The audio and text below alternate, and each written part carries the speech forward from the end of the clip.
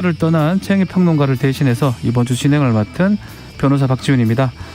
드디어 오늘 문재인 대통령 또 윤석열 대통령 당선인 대선 이후 19일 만에 첫 만찬 회동을 갖습니다.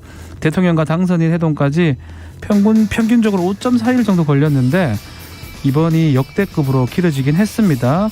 어떤 이야기들이 오갈지 매우 궁금합니다. 양측은 특별한 의제를 정하지 않고 자유롭게 국가의 현안을 이야기 나눈다고 하니까요. 그동안의 신구 권력의 충돌 우려도 잠재워지지 않을까 기대를 해봅니다. 차기 정부의 초대 국무총리 후보자도 물색 중이라고 합니다. 검증 절차가 이제 막 시작되었다고 하는데 경제 원팀이 드림팀으로 이어질 수 있는 최적임자는 누구일지 지켜보겠습니다. 따뜻해진 날씨 속에 남쪽 지역에서는 개화가 한창입니다. 기분 좋게 시사본부 출발하겠습니다.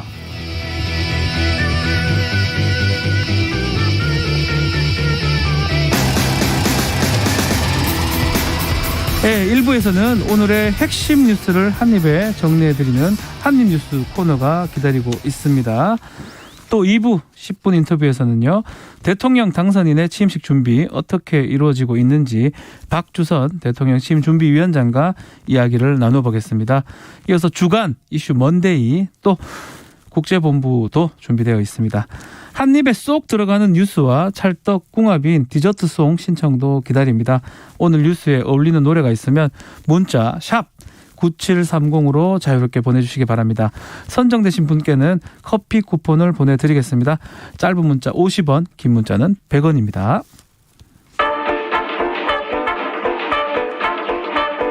최영일의 시사본부 한입뉴스.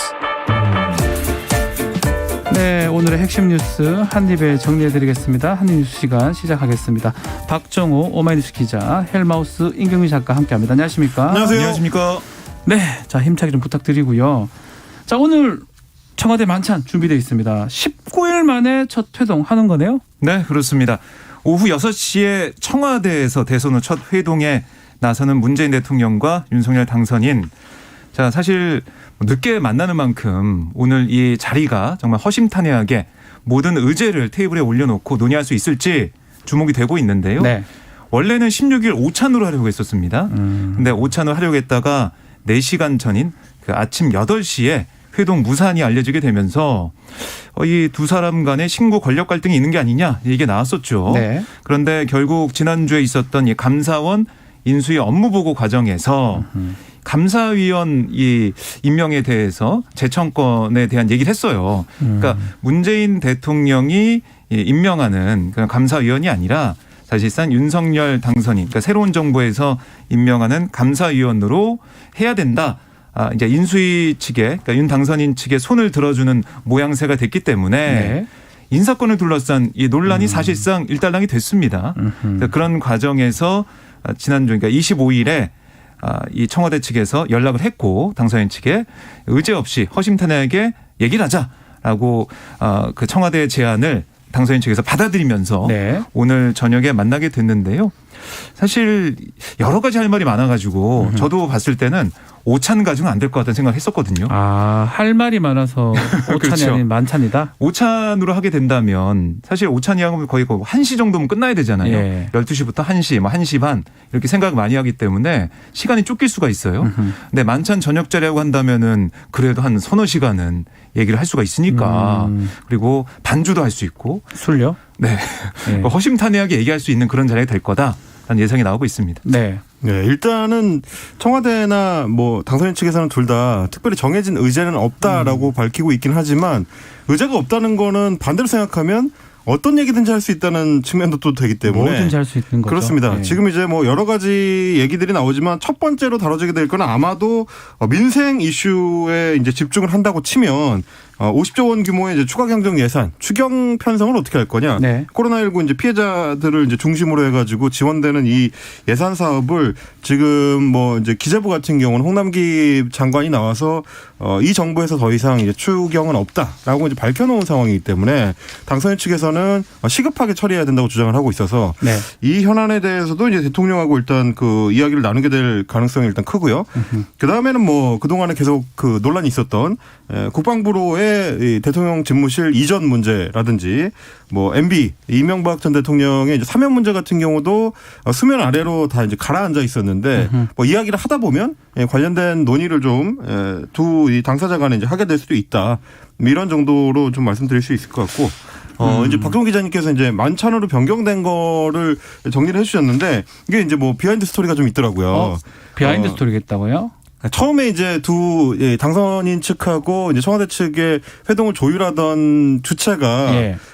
장제원 비서실장하고 이제 이철희 정무수석이었는데 원래는 큰 네. 다툼이 있었지 않습니까? 서로 이제 일종의 진실 게임 공방으로까지 가고 그러다 보니까 청와대 측에서 이제 다른 카드로 유영민 비서실장을 이제 협상 주체로 네. 바꾸는 그 조치를 취했습니다. 유영민 실장도 이제 부산 출신이고 장제원 비서실장도 이제 부산 출신이고 그래서 원래 이제 두 사람 사이에 좀 어느 정도 친분이 있었다고 하더라고요. 그래서 전화 통화를 통해서 전격적으로 이제 회동을 하는 거에 대해서 이제 합의를 하면서 유영민 비서실장이 뭐 기왕 늦어지는 거니까 오천 말고 그냥 허심탄회하게 얘기할 수 있게 약주도 한 잔 걸칠 수 있는 만찬 회동을 하자. 아, 유영민 실장이 먼저 제안했을 가능성이 크다. 뭐 지금 이제 기사로 이제 나오는 걸로는 네. 그렇게 취재가 됐습니다. 그러니까 이렇게 되면은 뭐 말씀하신 것처럼 이제 좀 진솔한 얘기까지도 할 수 있고 만찬 시간이 길어지다 보면 처음에는 배석한 상태에서 대화를 하다가 네. 조금 깊은 얘기를 할 때는 나머지 사람들을 물리고 두 이제 대통령과 당선인이 단독 그 배석을 할 수도 있는 회동을 할 수도 있는 뭐 그런 가능성도 좀 열려 있다. 이렇게 보시면 될 것 같습니다. 일단 좀 전에 박정호 기자 말씀 좀 주셨는데 감사위원 문제가 완전 해소됐다고 볼 수 있습니까? 뭐 사실 그렇게 볼 수가 있는데요. 예. 왜냐하면 감사위원 2명을 누가 임명하느냐. 근데 네. 사실은 지금 문재인 정부 이 임기가 있기 때문에 감사위원 임명은 당연히 현 대통령이 임명하고 인선하는 게 맞지 않냐라는 얘기를 했죠. 그리고 논의 과정에서는 한 명씩은 하자. 네. 청와대 한 명 아니면 당선인 비토권 한 명. 얘기도 나왔었고요. 그렇죠. 여러 가지 얘기가 나왔는데 이게 완전히 합의가 안 됐어요. 그러다가 이제 감사원 인수위 업무 보고에서 정치적 중립성과 관련된 논란이나 의심이 있을 수 있는 상황에서 재청권을 행사하는 게 적절한지 의문이다. 이렇게 얘기했거든요. 그러니까 현 청와대에서 인선 관련된 얘기가 나도 재청권을 행사하지 않겠다라는 그런 해석이 됐기 때문에 좀 풀리는 면이 있고 또 한 가지는 지금 안보 문제 민생 문제가 너무나 엄중하거든요. 네. 특히 북한이 ICBM 시험 발사를 했던 그런 상황이기 때문에 이런 부분들 이 신구 권력 갈등 때문에 이 문제가 제대로 논의가 되지 않는다면 어떻게 할 거냐. 이런 국민들의 걱정들. 또 오미크론 확산세가 물론 지금 조금씩 잦아든다라고 당국은 얘기하고 있지만 자영업자 소상공인 이 지원 문제 어떻게 할 거냐. 이 문제에 대한 논의도 필요해 보이는 상황이었습니다. 그래서 국민들이 볼 때 이 대통령과 또 당선인이 함께 머리를 맞대고 논의하는 모습을 보여주자 이런 게 반영됐다고 볼 수가 있고요. 그렇죠. 오늘 윤석열 당선인이 이 통이동 인수위 기자실에 찾아와서 네. 뭐라고 했냐면 오늘은 뭐 민생이라든가 안보 현안 같은 얘기는 나올 수 있을 거다. 이렇게 얘기를 했어요. 그러니까 민생 안보 현안은 공개적으로 뭐 의제로 올려서 얘기를 하고 거기에 대한 결과도 나올 것 같다. 라는 생각이 들지만 좀 우리가 좀 관심이 있어 보이는 이명박 전 대통령 사면 문제나 그리고 용산 이전 문제 이런 것에 대해서는 글쎄요 이제 공개적으로 어떤 합의나 아니면 방향이 바로 나오지 않을 것 같다는 생각이 듭니다. 뭐 이제 MB 사면 같은 경우는 민주당에서도 워낙 강력하게 반대를 하고 있는 상황이고 국민 여론으로 봤을 때 최근 나오는 여론조사들 보면은 과반 전후해서 이제 반대 의견이 훨씬 높습니다. 뭐 3분의 1 좀 되는 뭐 국민들은 이제 찬성 의견도 있지만 대체로 이제 반대 여론이 높기 때문에 다뤄지기가 좀 쉽지 않은 측면도 또 하나 있고 네. 말씀하신 것처럼 이제 감사위원 관련해서는 사실상 그 감사원장이 거부권을 행사했다고 봐야 돼요. 이게 이제 비슷한 경우가 이제 최재형 의원이 이제 감사원장이던 시절에 예전에 네, 그렇습니다. 이제 뭐 그때는 김호수 현 검찰총장을 감사위원으로 이제 제청해달라고 청와대에서 이제 요청을 했는데 네. 그때 최재형 감사원장이 이제 거부권을 거부했었죠. 이제 행사를 해가지고 네. 이게 무산이 됐었던 적이 있는데 그 비슷한 케이스라고 이제 보시면 될 것 같습니다. 네. 자, 결국 말씀대로 뭐 코로나라든지 민생 또 안보 이 얘기는 당연히 할 것 같고요. 또 사면이나 집무실 이전 문제는 글쎄요 뭐 얘기는 나올 것 같은데 이게 해결 방안이 또 아니면 뭐 의제로 된 것 같지는 않는데 자 코로나 손실보상 얘기는 뭐 사실 공약부터 했던 얘기기도 하고 네. 그 얘기는 오늘 하겠죠 아마도 할 것 같은데 지금 뭐 홍남기 부총리의 얘기나 아니면 정부의 기류는 지금 추경을 다시 또 하기는 쉽지가 않다 이런 얘기를 하고 결국 있어요. 하려면 추경을 또 해야 돼요. 그럴 것 같아요. 예, 왜냐하면 하려면. 이게 50조 마련을 한다고 하는데 이게 뭐 세출 이 조정을 해가지고 예산 조정액을 할 수 있는 범위가 아니거든요. 그래서 국채 발행을 해야 되는데 그 전체 600조 예산에서 50조를 예산 조정을 해가지고 마련한다는 게 쉽지 않아요. 굉장히 어려운 일이죠. 얘기는 분명히 얘기는 할 건데 이게 얘기를 해가지고 네. 이게 통과가 되고 또 뭐가 추경이 되는 부분이 돼야 되는데 그 부분은 쉽지 않을 것 같긴 한데요. 그래서 결국에는 오늘 공감대는 뭐 있을 수는 있겠지만 결국에는 새로운 정부가 출범한 다음에 추경이 되지 않을까 예상을 해볼 수가 있는 상황입니다. 그리고 이제 그렇죠. 또 하나 뭐 속내를 좀 들여다보면 정치권에서 이제 전망하기로는 결국 오늘은 얘기를 하기는 하는데 네. 추경 편성을 해서 집행하는 시기를 언제로 할 거냐를 둘러싸고 내막을 좀 들여다보면 양쪽이 서로 이제 원하는 바가 좀 합치될 수 있는 측면이 있다는 거예요. 네. 결국 이제 윤석열 정부에서 가장 원하는 그림은 미리 이제 기재부에서 추경안을 준비를 했다가 5월 10일에 취임을 하고 나서 그 직후에 집행을 시작하는 거. 그렇게 네. 되면 이제 실제로는 50조 규모의 추경을 편성해서 집행했을 때 그 공이 새 정부에 가게 되는 거를 이제 가장 원하는 그림일 것이다라는 게 이제 전망이고 홍남기 부총리나 혹은 이제 문재인 정부 입장에서는 어쨌든 정부가 5년 끌어오는 동안에 이제 뭐 적자 폭을 최소화했다.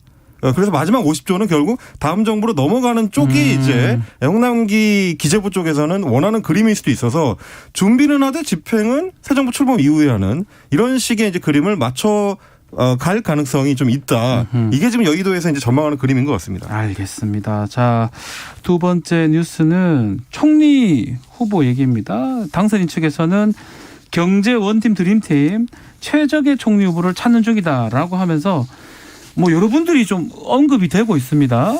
네, 사실 어제까지만 해도 뭐 한덕수 전 총리 네. 얘기 계속 나왔었고, 그다음에 이제 김한길 위원장, 박주선 위원장 얘기, 또 안철수 지금 인수위원장 얘기 이제 하원평에 오르는 사람들이 있었는데, 근데 오늘 김은혜 당선인 대변인의 오전 브리핑 얘기를 들어보면 네.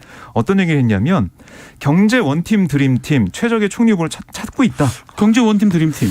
그러니까 이렇게 얘기를 해버리니까 경제 경제와 전문가? 관련된 전문가가 경제 전문가가 나와야 되는 거네요. 그래서 한덕수 전 총리 얘기가 좀 나오고 있고 임종률 전 위원장 얘기도 좀 나오고 있고 네. 그러니까 경제 관료 출신으로서 그다음에 전 정부에서도 일을 해왔던 사람 계속해서 손발을 맞춰왔던 사람 경제에 대해서 잘 알고 있고 네. 지금 보면은 어떤 얘기를 했었냐면 이 총리 인선만이 아니라 경제부총리, 금융위원장, 대통령실 경제수석까지 이 경제 원팀이 드림팀으로 이어지게 만들 최적 임자를 후보로 찾고 있다. 그러니까 총리, 경제부총리, 그렇죠. 금융위원장, 네. 경제수석. 다 이 아우를 수 있는 예. 그런 경력의 소유자를 찾고 있다라고 얘기를 하니까 저희가 쭉 봤을 때는 한덕수 전 총리 얘기가 좀 나올 수밖에 없어요. 가능성이 제일 높아. 김대중, 노무현, 이명박 정부 거치면서 두루 이제 중용됐던 통상 전문가고 네. 또 이 출생지도 전북 전주예요. 호남 쪽이니까. 호남 배려하는 그런 차원의 해석도 나올 것 같고 물론 올해 73세라는 점. 이 점이 조금 부담은 작용하고 있는데 오늘 김은혜 대변인 얘기 들으면서 기자들도 이거 기울어진 거 아니야? 라는 생각을 좀 하는 그런 상황입니다. 네. 기울어진 겁니까? 그렇게 볼 가능성이 높은 게, 그러니까 이제 인수위 측의 말이 어떻게 변해왔는가를 이제 한번 봐야 될 것 같은데, 네. 초반만 하더라도 아무래도 이 공동정부를 이제 같이 꾸리기로 했었던 안철수 인수위원장이 유력하다라는 그렇죠. 게 인수위 초반의 기류였는데, 네. 지난주 전후해가지고 이 권성동 의원, 윤핵관이라고 불리는 권성동 의원이 라디오 인터뷰들을 통해가지고 굉장히 강하게 이제 이야기를 했던 게, 네. 안철수 인수위원장이 인수위원장도 했는데 총리까지 한다는 거는 좀 지나친 욕심으로 보이지 않겠느냐. 이런 발언들을 쏟아내면서 네.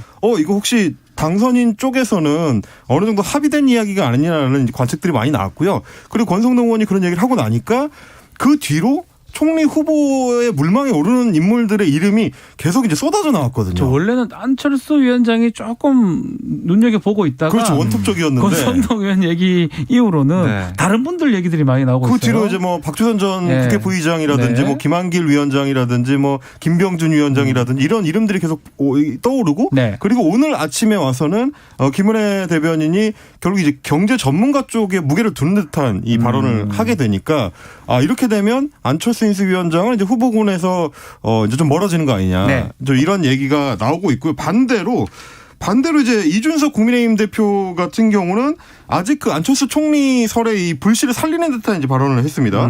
방송에 출연해서 했던 얘기가 충분히 자질을 갖춘 분이고 총리 후보에서 배제하는 거는 맞지 않다고 본다. 이제 이렇게 또 언급을 했습니다. 네. 근데 아시다시피 이제 이준석 대표 같은 경우는 안철수 위원장은 그렇게 썩 사이가 좋은 관계는 또 아니거든요. 아니 근데 총리로 가게 되면 뭐 당하고는 또 관계가 또 없으니까 또 그런 어떤 이해관계도 좀 있지 않나 싶어요. 그럴 수도 있다는 네. 얘기죠. 이 안철수 위원장이 만약에 입각을 하지 않게 되면 네. 결국은 이제 당권을 노리게 될 수밖에 없을 그렇죠. 거고요. 그렇게 되면 이준석 대표 이 입장에서는 일종의 이제 경쟁자가 될 수도 있기 때문에 오히려 이제 총리 쪽으로 여전히 좀 이렇게 밀어주려는 거 아니냐 이런 시각을 얘기를 하면서 네.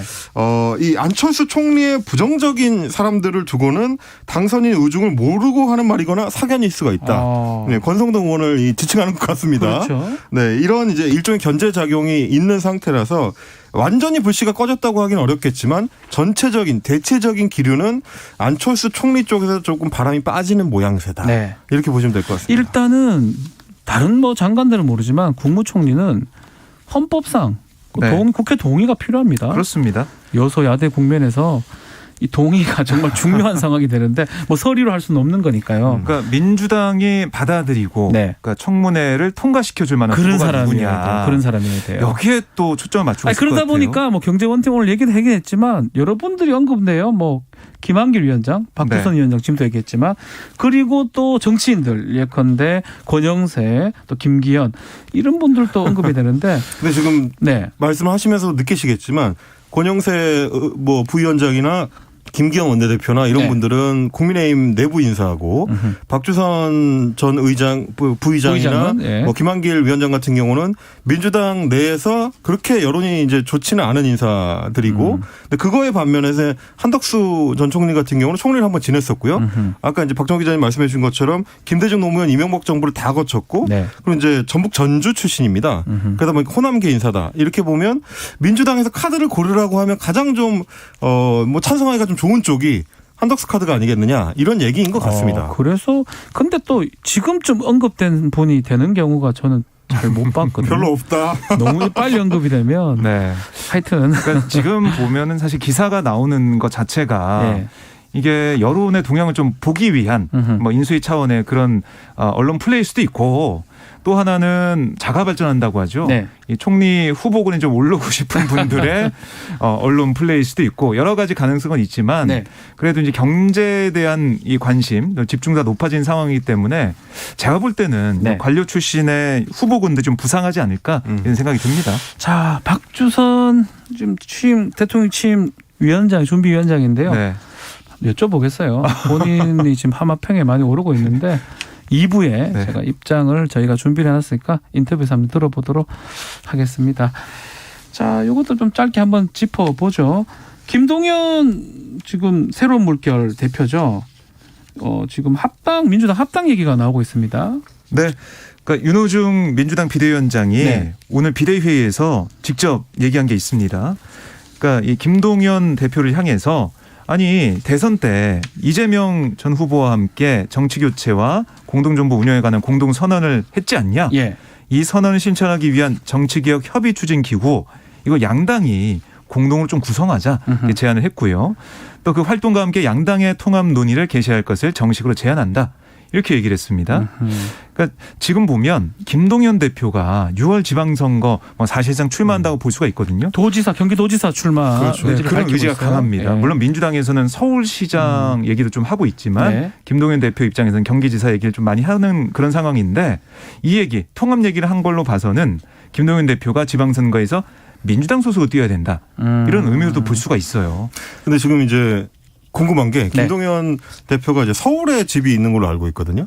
서울에 집이 있는데 한 30년간 경기도 거주를 그렇습니다. 했다. 네. 근데 이제 살았었다. 경기도지사로 출마를 하려면 경기도의 주소지를 60일 전에는 갖고 있어야 됩니다. 지금 며칠 안 남았어요. 며칠 안 남았어요. 며칠 안 남았어요. 7일 남은 거 제가 알고 그렇습니다. 있거든요. 그렇게 되면 이제 결국에는 지금 민주당하고의 교통 정리가 한 2, 3일 안에는 좀 그렇죠. 이루어져야 된다는 얘기가 될 텐데. 이번 주 안에는 돼야 될 것 같은데요. 그렇죠. 근데 이제 뭐 말씀하신 것처럼 김동연 그 대표 같은 경우는 아주대 총장을 지내면서 지역에서 이제 굉장히 좀 이제 호평을 많이 받았었던 인사로 꼽히기 때문에 아마 이제 그런 차원에서 보면 경기도지사 쪽에 본인도 좀 더 무게를 싣고 있는 것 같고 오늘 이제 그 KBS 라디오 출연해가지고 했었던 얘기가 연대가 됐든 합당이 됐든 정치 교체에 민주당이 이제 의지가 있다 그러면 네. 열려 있다. 어떤 것이든 열려 있다. 이제 이렇게 얘기한 걸로 봐서는 합당을 전제로 해서 민주당 경선에 참여하는 것까지도 좀 생각을 하고 있는 걸로 좀 보입니다. 알겠습니다.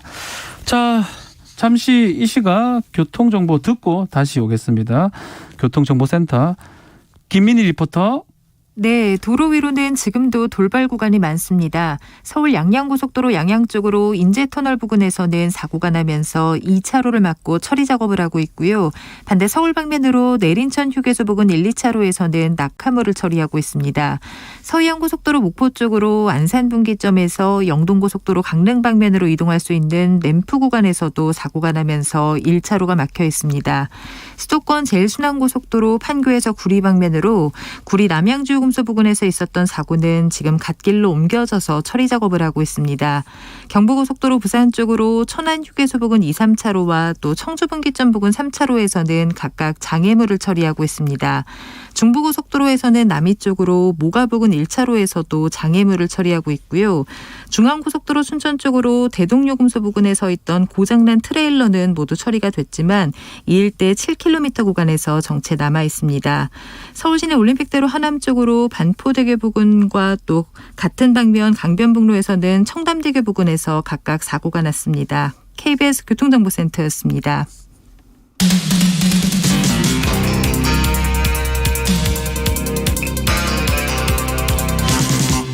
최영일의 시사본부. 네. 자, 다음은 좀 민주당 쪽 얘기 좀 다시 또 해보겠습니다. 자, 송영길 서울시장 차출론. 이게 갑자기 뭐 지금 쎄합니다. 아마 이재명 상임 고문하고 통화도 했다고 하네요. 네, 이렇게 좀 전해지고 있는데 지금 송영길 대표 전 대표죠. 네. 대선 패배 이후 사퇴를 하고 자맹을 하고 있는 상황인데 양산 통도사에서 지금 전용기 민주당 의원과 이동학 전 최고위원 등을 만났어요. 그러니까 전용기 의원 등이 송 전 대표를 찾아가서 면담을 하고 지방선거에서 역할을 좀 해달라 하고 요청을 했다는 거예요. 네. 근데 지금 나오는 얘기는 송영길 전 대표의 서울시장 차출론이거든요. 네. 그러니까 6일 지방선거 서울시장 후보군을 좀 볼 때 물론 지금 박주민 의원이 고민하고 있지만 좀 약하다. 그러니까 오세훈 시장과 붙기에는 좀 거물급 인사가 나와야 되는 거 아니냐 이런 얘기가 당내에 좀 나오고 있고 네. 여론이 이렇게 만들어지고 있다 보니까 송영길 전 대표가 좀 고민하고 있다. 이렇게 보시면 될 것 같고 당이 판단할 사안이다 이런 얘기를 하고 있어요. 당이 판단한다고요? 네, 그러니까 당에서 어떤 요청이 오면 나설 수 있다. 이렇게도 해석을 할 수가 있거든요. 결국에는 서울시장 이 자리라는 게 네. 후보라는 게 워낙 또 엄중한 자리이기 때문에 당이 판단하고 요청한다면은 갈 수 있다, 나갈 수 있다 이런 얘기로 풀이가 되고 이 송 전 대표가 이재명 이 상임고문과 최근 통화를 했다. 뭐 지방선거 현안에 대해 의견을 나눴다. 이렇게 얘기가 좀 나오고 있는데 뭐 이 이재명 고문 쪽에서는 뭐 이게 부인을 좀 하고 있는 상황이에요. 아, 부인하는 겁니까? 그러니까 송 전 대표가 최선의 선택이라는 취지로 발언했다. 이런 말이 일각에서 들리자 뭐 그거는 그런 얘기는 아니다라고 부인하고 있는 상황에서 좀 제일 중요한 게 이번 지방선거에서는 각 후보 다 마찬가지겠지만은 이재명 이 고문의 마음. 이 힘을 누가 얻느냐. 그렇죠. 이제 크게 작용하고 있는 상황이거든요. 네. 명심이라고 하죠, 명심. 명심. 명심. 좋습니다. 그러니까 이게 오늘 보면 조정식 민주당 의원도 오늘 경기지사 출마 선언했는데 이재명 전 후보의 공약 이걸 잘 받아 안아서 실행할 사람이 바로 나다. 이런 얘기를 하고 있어요. 결국 이 후보 출마 선언할 때마다 아니면 고심할 때마다 이재명 이 고문의 얘기가 나올 것 같은데요.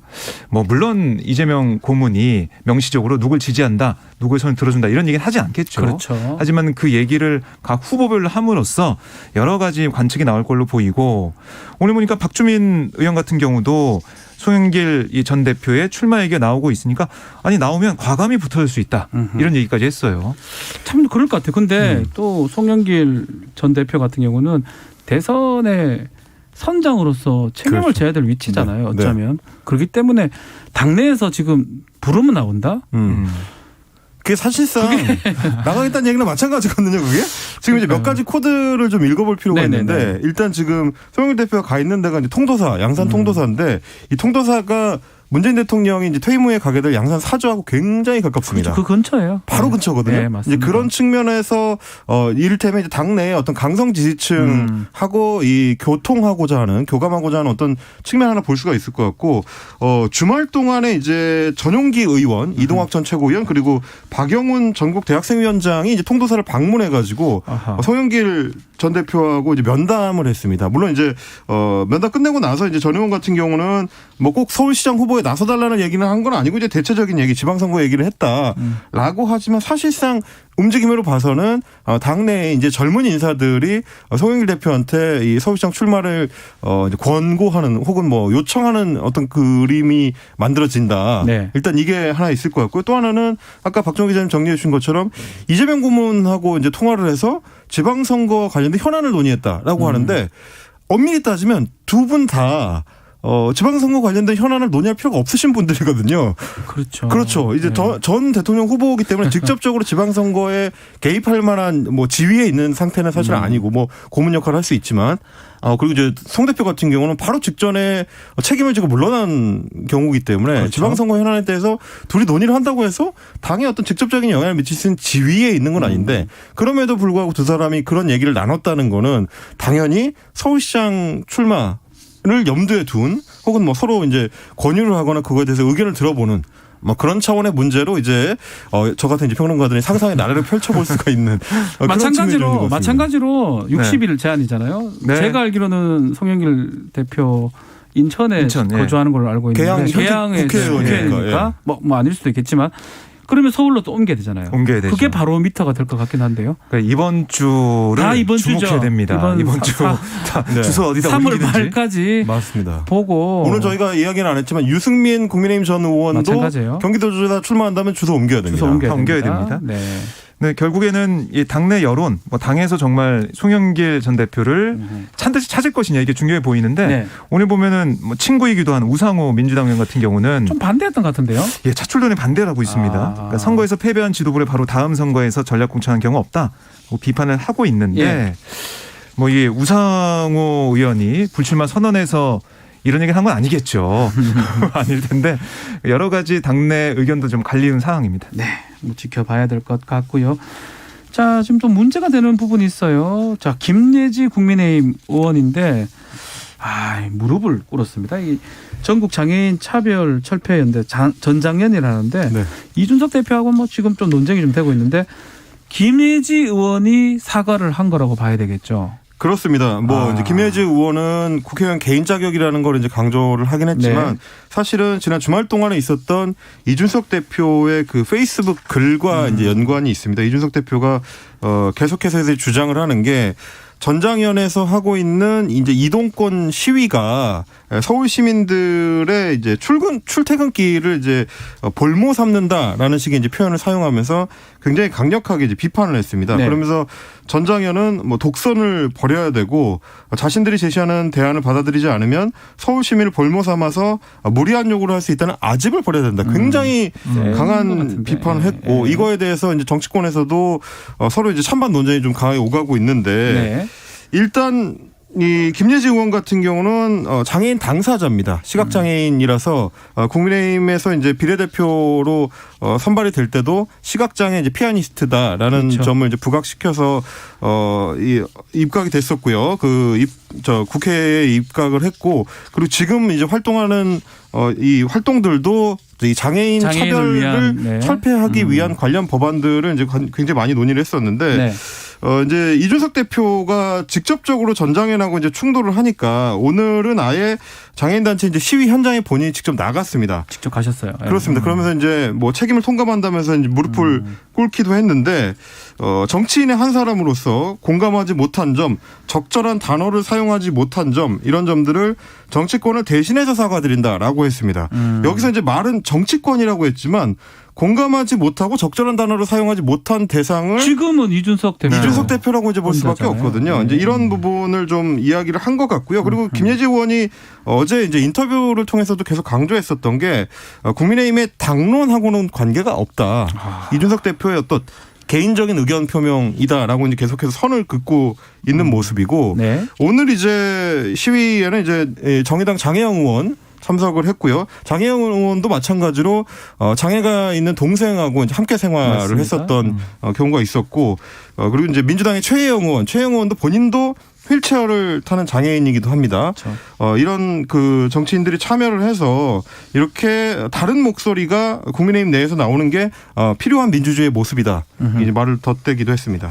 예, 네. 오늘 보면은 이 시위 이후에 국민의힘 최고위원회가 열렸어요. 네. 그래서 이준석 대표가 발언했는데 오늘도 어떤 얘기를 했었냐면 아니 이미 이동권에 대한 문제가 아니라 뭐 해당 단체 요구 사항은 장애인 평생교육시설 운영 예산과 탈시설 예산 6,224억을 요구하는 걸로 바뀌었다. 이런 얘기를 했었고 또 어떤 얘기를 했냐면 아니 최대 다수의 불행과 불편을 야기해야 본인들의 주장이 관철된다는 비문명적 관점으로 불법 시위를 지속하고 있다. 이렇게 비판을 이어갔거든요. 네. 하지만 이게 아까 국민의힘 내부도 그렇지만 민주당에서도 비판을 좀 많이 하고 있는데 이 고민정 의원이 페이스북에 어떤 걸 올렸냐면 이준석 대표는 혐오의 발언을 하지 않았다고 하지만 왜 그렇게 많은 사람들이 비판하고 불쾌해하는지 알아야 한다 지적하기도 해서 글쎄요 이 문제 자체가 뭐 이렇게 일회성으로 끝나는 게 아니라 계속해서 국민의힘 내부에서도 비판 목소리 나오고 민주당과 정의당에서도 이 문제 지적하고 있어서 앞으로 이 사안이 좀 더 가지 그렇죠. 않을까 생각이 듭니다. 쉽게 마무리될 것 같지는 않아요. 그리고 이제 뭐 이준석 대표가 처음에 본인이 페이스북에 올렸을 때는 이동권 관련한 이제 시위에 대해서 이제 비판하는 거였는데 오늘 최고위원회의에서는 또 이동권이 문제가 아니고 이제 다른 사안들을 덧댔기 때문에 문제다 이렇게 얘기를 하는데 사실 전장현이나 뭐 장애인 단체들에서 교육권이나 노동권을 같이 보장해줘야 된다라고 이제 주장했던 거는 시위를 시작하던 당시부터 초지일관한 그렇죠. 입장이었습니다. 맞습니다. 예. 이거는 우리 헌법에서 이제 보장하고 있는 모두가 다 이제 같이 누려야 될 권리를 장애인들한테도 이건 시혜적으로 베풀어달라는 게 아니라 원래 누려야 될 권리를 똑같이 비장애인들하고 똑같이 보장해달라 이런 주장이기 때문에 그런 차원에서 좀 봐야 될 것 같고요. 그리고 이제 이동권만 하더라도 네. 지금 충분히 이제 확보가 되고 있느냐도 좀 논의를 해볼 필요가 있는 게 뭐 이준석 대표는 서울시의 역에 이제 93% 정도의 엘리베이터가 설치되어 있다고 하지만 그럼 나머지 7%에서는 장애인들이 이동할 수 있는 권리를 누리지 못하는 거냐 이런 차원이 있고요. 버스 같은 경우 대중교통에서 이제 가장 1번 순위가 버스일 텐데 버스 같은 경우는 저상버스의 비율이 4분의 1도 안 됩니다. 이런 차원을 봤을 때는 여전히 많은 부분을 정치권에서 함께 고민을 해봐야 되는데 곧 집권 여당의 대표가 될 이준석 대표가 뭐 최대 다수 절대 다수를 주장을 하면서 소수자의 목소리에 충분히 귀 기울이지 못한다면 국정을 운영하는 데 있어서도 여러 이제 어려움이 있을 수가 있다. 이 부분을 좀 같이 고민할 필요가 있을 것 같습니다. 네, 자 여기까지 해야 될 것 같은데요. 자 7097님께서 문 대통령과 윤 당선인이 드디어 만나네요. 오늘 만남을 축하하고 갈등이 해소되길 바란다라고 하면서 노래를 신청했습니다. 거북이 빙고인데요. 자, 두 분하고는 여기서 인사를 좀 드려야 될 것 같습니다. KBS 1라디오 채널 시사본부 박정호 오마이뉴스 기자, 헬마우스 임경희 작가와 함께 한입뉴스 했습니다.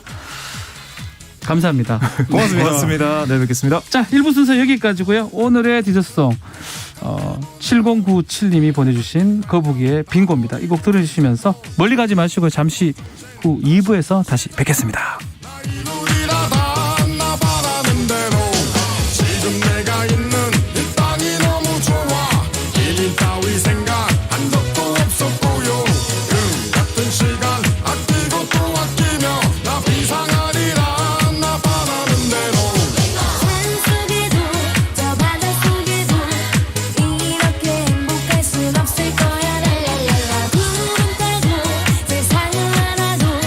지금처럼 좋은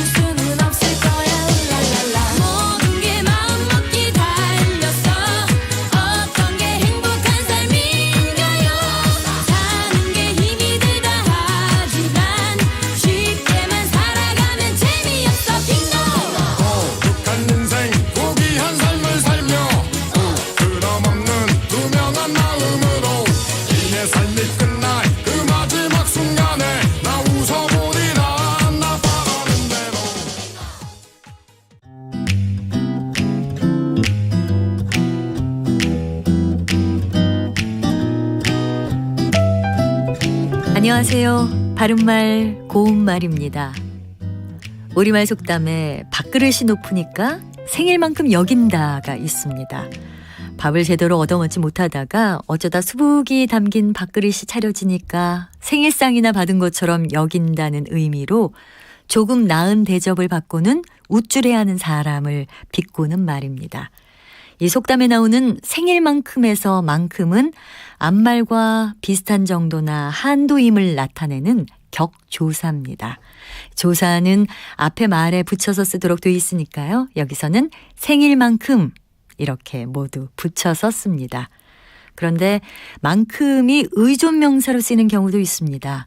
주로 어미 뒤에 쓰여서 앞에 내용의 상당한 수량이나 정도임을 나타내거나 뒤에 나오는 내용의 원인이나 근거가 됨을 나타냅니다. 예를 들면 노력한 만큼 대가를 얻는다. 까다롭게 검사하는 만큼 준비를 철저히 해야 한다와 같이 표현할 수 있지요. 여기에서는 만큼이 의존명사로 쓰인 것이니까 앞에 오는 말과 만큼을 띄어서 쓴다는 점에 차이가 있습니다. 그렇다면 학교가 머니만큼 일찍 나가야 한다는 예문에서 머니만큼은 띄어쓰기를 어떻게 해야 할까요? 머니만큼은 멀다의 어간에 니만큼이라는 어미가 연결된 것인데요. 니만큼은 다음 말에 연결하는 구실을 하는 연결 어미니까요. 머니만큼 모두 붙여서 쓰면 됩니다. 바른말 고운말 아나운서 변희영이었습니다.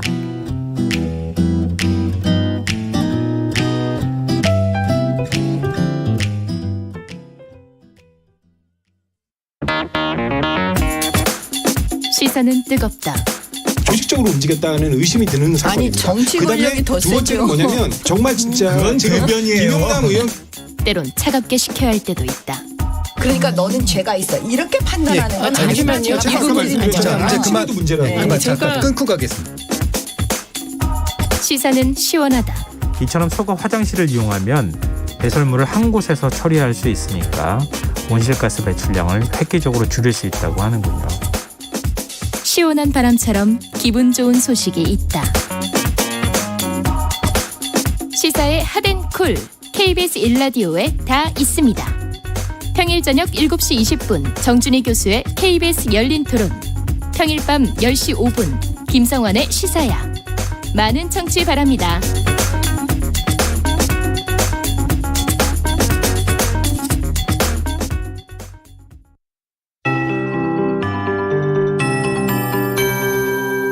KBS 58분 날씨. 낮엔 봄 햇살이 쏟아지며 따뜻한 날씨지만 아침에는 쌀쌀합니다. 일교차가 15도에서 20도로 크게 나니까 건강관리에 유의하셔야겠습니다. 봄꽃의 대표주자인 벚꽃도 제주도에서 25일 개화했다는 소식입니다.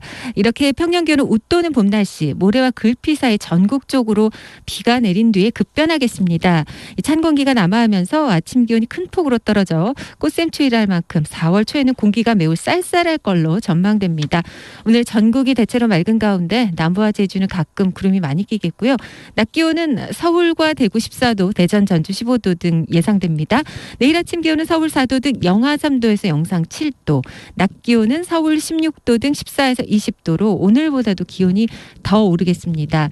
제주 남쪽 먼바다는 오늘까지는 바람이 강하겠고요. 물결도 1.5에서 3m로 다소 높게 일겠습니다. 모레는 전국이 차차 흐려져 아침에 제주에서 비가 시작돼 오후에 그 밖에 전국으로 확대될 것으로 예상됩니다. 오늘 공기는 비교적 깨끗할 걸로 보이고요. 기온의 일교차가 15도에서 20도로 내일도 크게 나겠습니다. 지금 서울의 기온은 12.9도, 습도는 19%입니다. KBS 58분 날씨 강혜정입니다.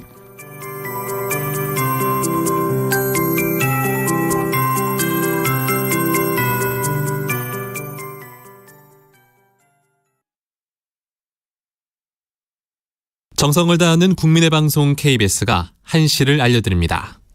AM 711kHz, FM 97.3MHz, KBS 1라디오입니다. HLKA.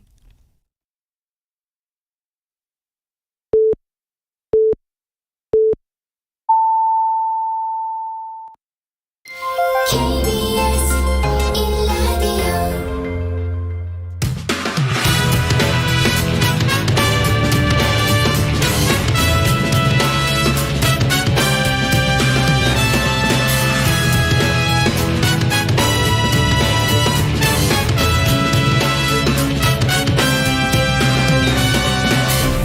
KBS 1라디오 최영일의 시사본부.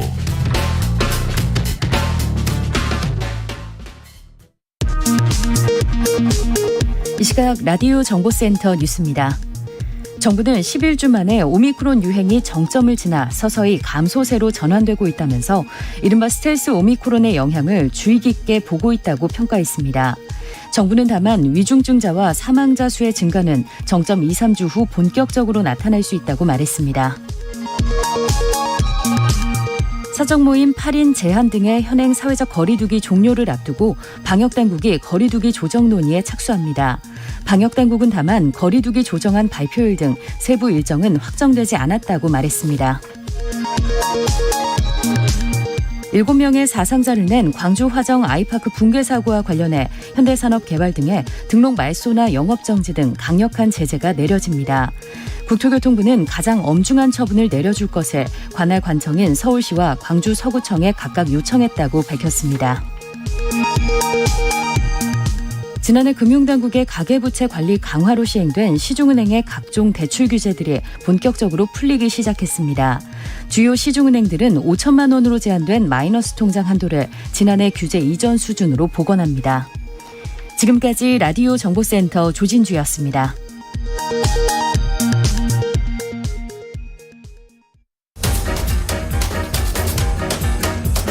최영일의 시사본부 10분 인터뷰. 네, 최영일의 시사본부 최영일 평론가가 휴가 간 사이 오늘 진행을 맡은 저는 박지훈입니다. 화제 이슈를 꼭 짚어보는 10분 인터뷰 시간인데요.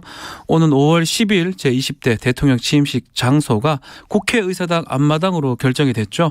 윤석열 당선인의 취임식 준비위원회는 본격적인 준비에 착수를 했습니다. 이를 총괄하고 있는 박주선 대통령 취임 준비위원장 전화로 연결해 보겠습니다. 위원장님 안녕하세요. 네, 안녕하세요. 아유, 위원장 맡으시고 저희 프로그램에 아마 처음 모시게 된 것 같은데 저 질문 이걸 드려야 될 것 같아요. 아마 당선인이 직접 요청을 좀 했던 걸로 알고 있는데 원래 인연이 좀 있습니까? 제가 직접 검찰에서 한 부서에 근무를 한 일은 없습니다만. 네, 제가 국회에 있을 때. 네네네. 검찰총장으로 계시면서 저한테 몇 번 전화도 주시고 그랬거든요. 뭐 개인적으로는 저를 존경하고 좋아한다고 이제 선배이니까 이제. 검찰 선배시잖아요. 예, 그런 이유를 갖추고 그러시는데 저로서는 조금 부담스럽죠. 네. 네, 이제 저에게 지난 14일 날 전화를 하셔가지고 팀 준비위원장을 좀 맡아달라고 말씀하시기에 제가 사실 좀 부담이 많이 가는 그 분야거든요.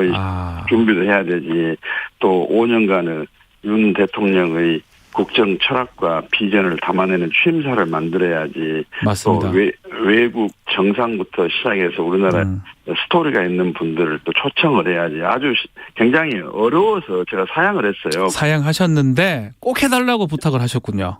예, 뭐 국회 부의장도 하시고 전반에 걸쳐서 해박한 지식을 갖고 계신 분이니까 뭐 틀림없이 잘 해내 주실 수 있는 분이라고 평가를 한다. 좀 맡아달라고 그래서 어차피 윤석열 정부가 성공을 하는데 능력이나 여러 가지로 자질은 부족하지만 노력으로 하나를 미라의 역할이라도 해서 사명을 다 해야 되겠다 하는 생각으로 제가 이렇게 역할을 하고 있습니다.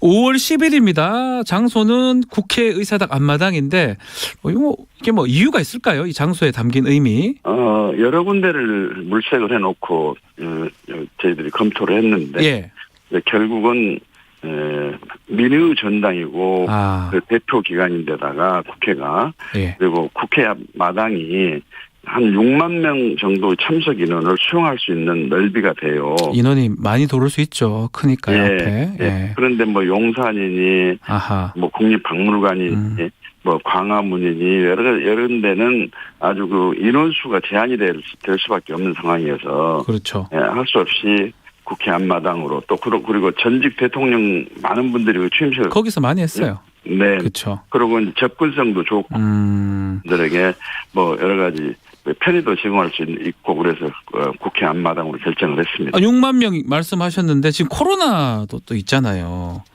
어느 정도 오실 수 있을까요? 방역 수칙상으로는 법령에 의한 행사, 대통령 취임 행사는 법령에 의한 행사이기 때문에 인원수 제한이 없습니다. 예. 그러나 또 취임식장에서 코로나가 예를 들면 그러니까요. 만발하고 그러면 안 되지 않습니까? 그래서 마스크를 끼고 방역 수칙은 제대로 지켜가면서 거리 두기도 하고 그러니까 구체적으로 몇 명이나 이게 수용이 될지는 현장 실사를 좀 해봐야 됩니다. 네. 그래서 될 수 있으면 방역 수칙을 지켜가면서 윤 대통령의 취임이 화합의 한마당, 공부 한마당, 감동을 주는 그런 시기 되도록 노력을 좀 하려고 계획하고 있습니다. 예. 자, 인원수는 좀 봐야 될 것 같고요. 위원장님께서 취임식 때 이명박, 박근혜 전 대통령 참석하길 바란다 이런 인터뷰를 제가 봤던 기억이 나는데 특히 이명박 전 대통령 같은 경우는 참석하려면 사면이 필요하잖아요. 당연하죠. 사면이 안 된 상태에서 굳이 교도소에 계신 분 오시기는 불가능한. 교도소에서 걸로 갈 수는 없을 것 같고요. 예. 그런데 그러면 그건 의미도 없고 저는 이제 우선 이명박 전 대통령은 국가 원수로서 이렇게 오랜 생활, 수감 생활을 하고 있는 것이 국가의 체면이나 유신으로 봐서도 잘된 일이라 할 수도 없는 데다가 박근혜 전 대통령이 사면을 받으셨고 이명박 대통령도 형평성 차원에서 사면을 해드려야 되고 특히나 이분이 이제 노령의 고령의 신병 치료를 좀 받고 계시고 그래서 사면하는 것이 맞지 않겠나 저는 개인적으로 그런 생각을 갖고 있고. 요거 혹시 당선인하고 의견을 혹시 나눈 바는 있을까요? 아니 저는 그 부분에 대해서는 의견을 나눈 바는 없었고 당선인은 후보 시절에도 이명박 대통령의 사면이 필요하다고 말씀이 계시기 때문에 그런 점은 공감할 수 있는 부분이라고 저는 생각합니다. 네, 박근혜 전 대통령은 지금 달성군으로 가셨잖아요. 사저에 참석하십니까? 어떻습니까? 아니요, 이제 그것은 이제 저희들이 정중한 예의를 갖춰서 수상 여부를 여쭤보고 참석 절차를 초청 절차를 진행을 해야죠. 예, 그것도 아직 결정난 건 없는 거네요. 그러면? 예, 그렇습니다. 자, 기억나시겠지만 김대중 전 대통령 때는 아마 마이클 잭슨이 왔던 걸로 제가 알고 있고 박근혜 전 대통령 취임식 때 싸이가 공연을 했습니다. 이번에도 혹시 깜짝 스타 가능할지요? BTS 우리가 아니겠죠? 아닙니다. 우리가 여러 가지로 검토를 좀 하고 있고요. 취임식 준비는 사실 비밀리에 해야 되거든요. 영화도 두 번 보면 별로 감동이 없고 영화 내용을 알고 가면 별로 감동이 없고 맞습니다. 그래 조금 참아주시면 저희들이 알찬 준비를 해가지고 국민 여러분들이 환호하시고 좀 새로 출범하는 윤석열 정부를 축복하고 또 감동을 느끼고 하는 그런 분위기로 만들도록 노력하겠습니다. 하여튼 깜짝 손님 있을 거다 이렇게 기대를 좀 해보겠습니다. 하여튼 기대하고 보는 게 맞다 생각이 드네요. 자, 취임식에 꽂힌 대통령 취임사 이각범 카이스트 명예교수가 취임사 준비위원장을 맡았는데 어떤 메시지라든지 또 어떤 키워드가 취임사에 담길 수 있습니까? 그동안 윤 대통령 당선인께서 후보 시절부터 계속해서 공정과 상식, 정의와 법치, 통합과 화해를 외치면서 나라의 개혁을 쭉 말씀하셨기 때문에 이제 그런 윤 당선인의 5년간의 국정 철학과 같이 비전을 담는 그런 취임사가 될 겁니다. 현실을 진단하면서 치유책으로서의 정책 그리고 미래를 어떻게 꾸려나갈 것인가 하는 여러 가지 원대한 구상 이런 것이 들어가야 되는데 아주 참 여러 가지 긴장이 되고 좀 힘이 듭니다. 또 기대하고 기다려 보겠습니다. 네네. 자, 또 현안 얘기를 좀 해야 될 것 같은데 오늘 저녁이죠. 지금 19일인가 20일 만에 문재인 대통령하고 윤석열 당선인 첫 회동을 청와대에서 가지는데요. 오찬에서 만찬으로 바뀌었습니다. 이게 배석자도 있다고 하고요. 비서실장들이 이제 오는 것 같은데 어떤 의미로 좀 봐야 됩니까? 오찬에서 만찬으로 바뀐 거 등등 해서요. 오히려 화기애애한 분위기 속에서 전임 대통령에 대한 치하를 드리고 또 후임 대통령에 대해서 격려를 하고 그런 자리가 되지 않겠습니까? 그래서 국정을 운영하는 과정에서 느꼈던 소외 또는 여러 가지 소중한 경험을 공유하는 그런 자리가 되지 않겠나 이렇게 생각합니다. 이런 질문 좀 맞는지 모르겠는데 윤 당선인이 그래도 술을 좀 하면 또 말 잘하신다고 편하게 그것도 뭐 우리 기대할 수 있는 건가요? 어떻습니까?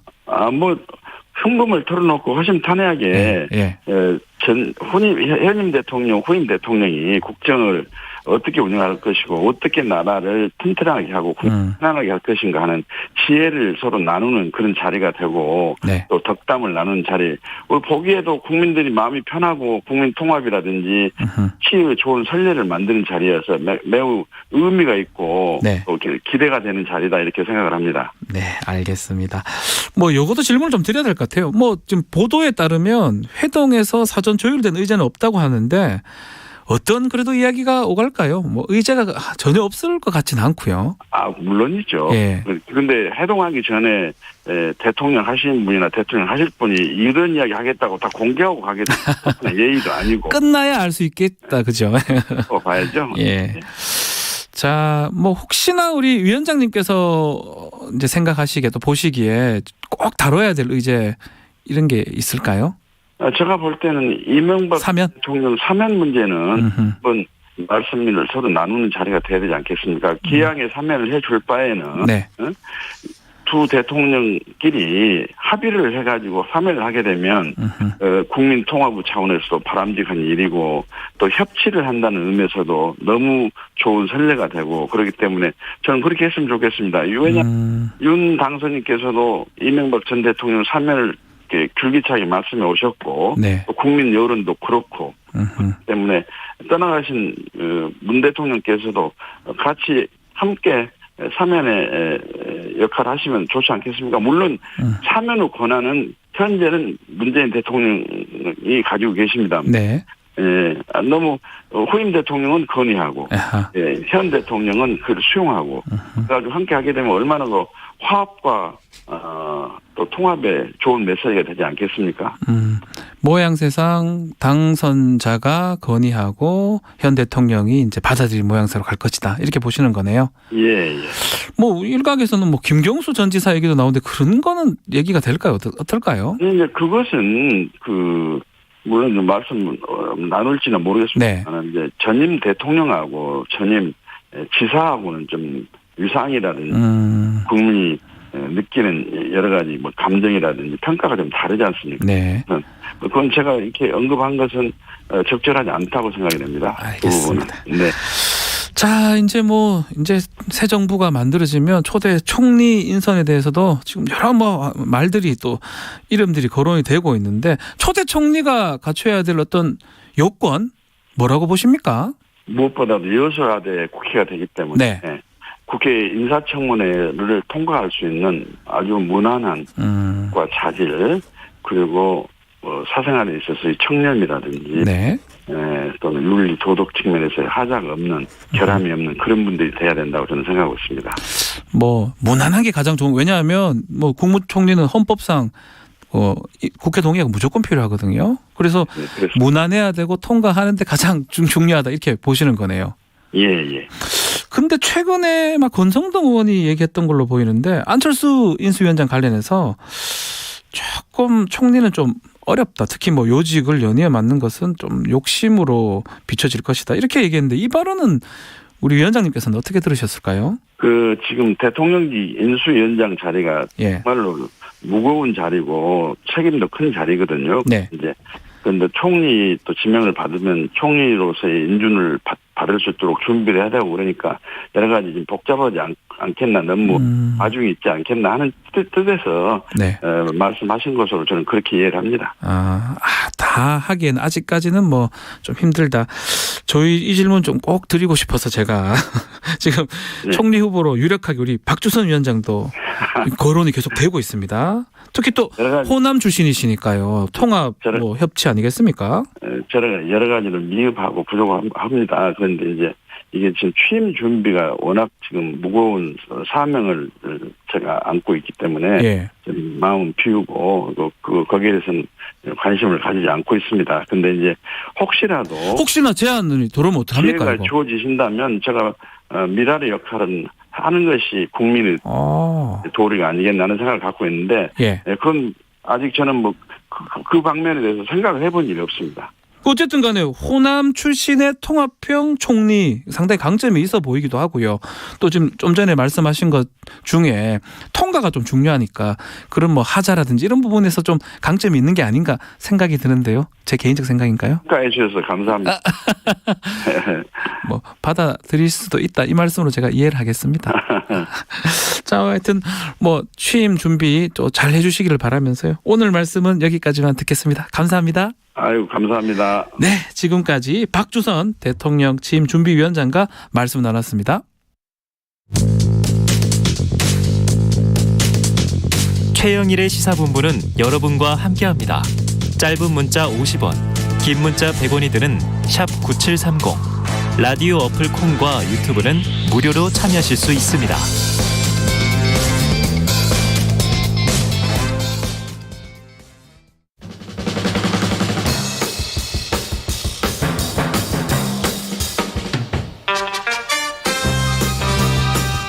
네, 매주 월요일 주말 사이 뉴스들을 정리하고 주간 이슈들을 미리 살펴보는 주간 이슈 먼데이 시간입니다. 오늘도 시사계의 피어나공주 노영희 변호사, 또 시사 래퍼 랩진봉 성공회대 최진봉 교수님 함께합니다. 안녕하세요. 안녕하세요.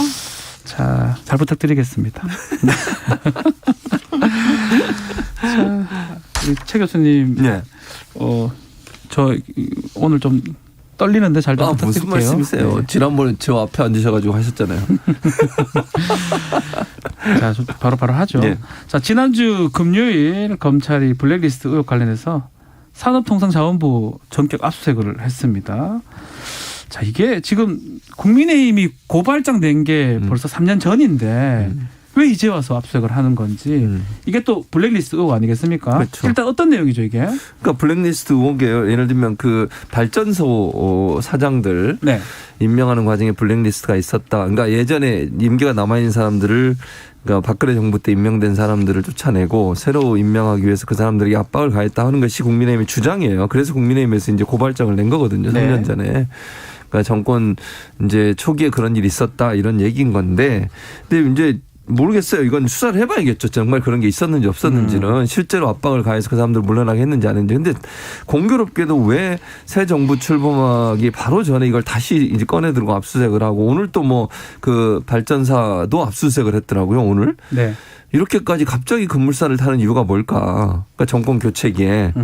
이거 이제 의문이 드는 거죠. 정말 문제가 있었다고 하면 그 전에 수사를 했어야 되는 거 아닙니까?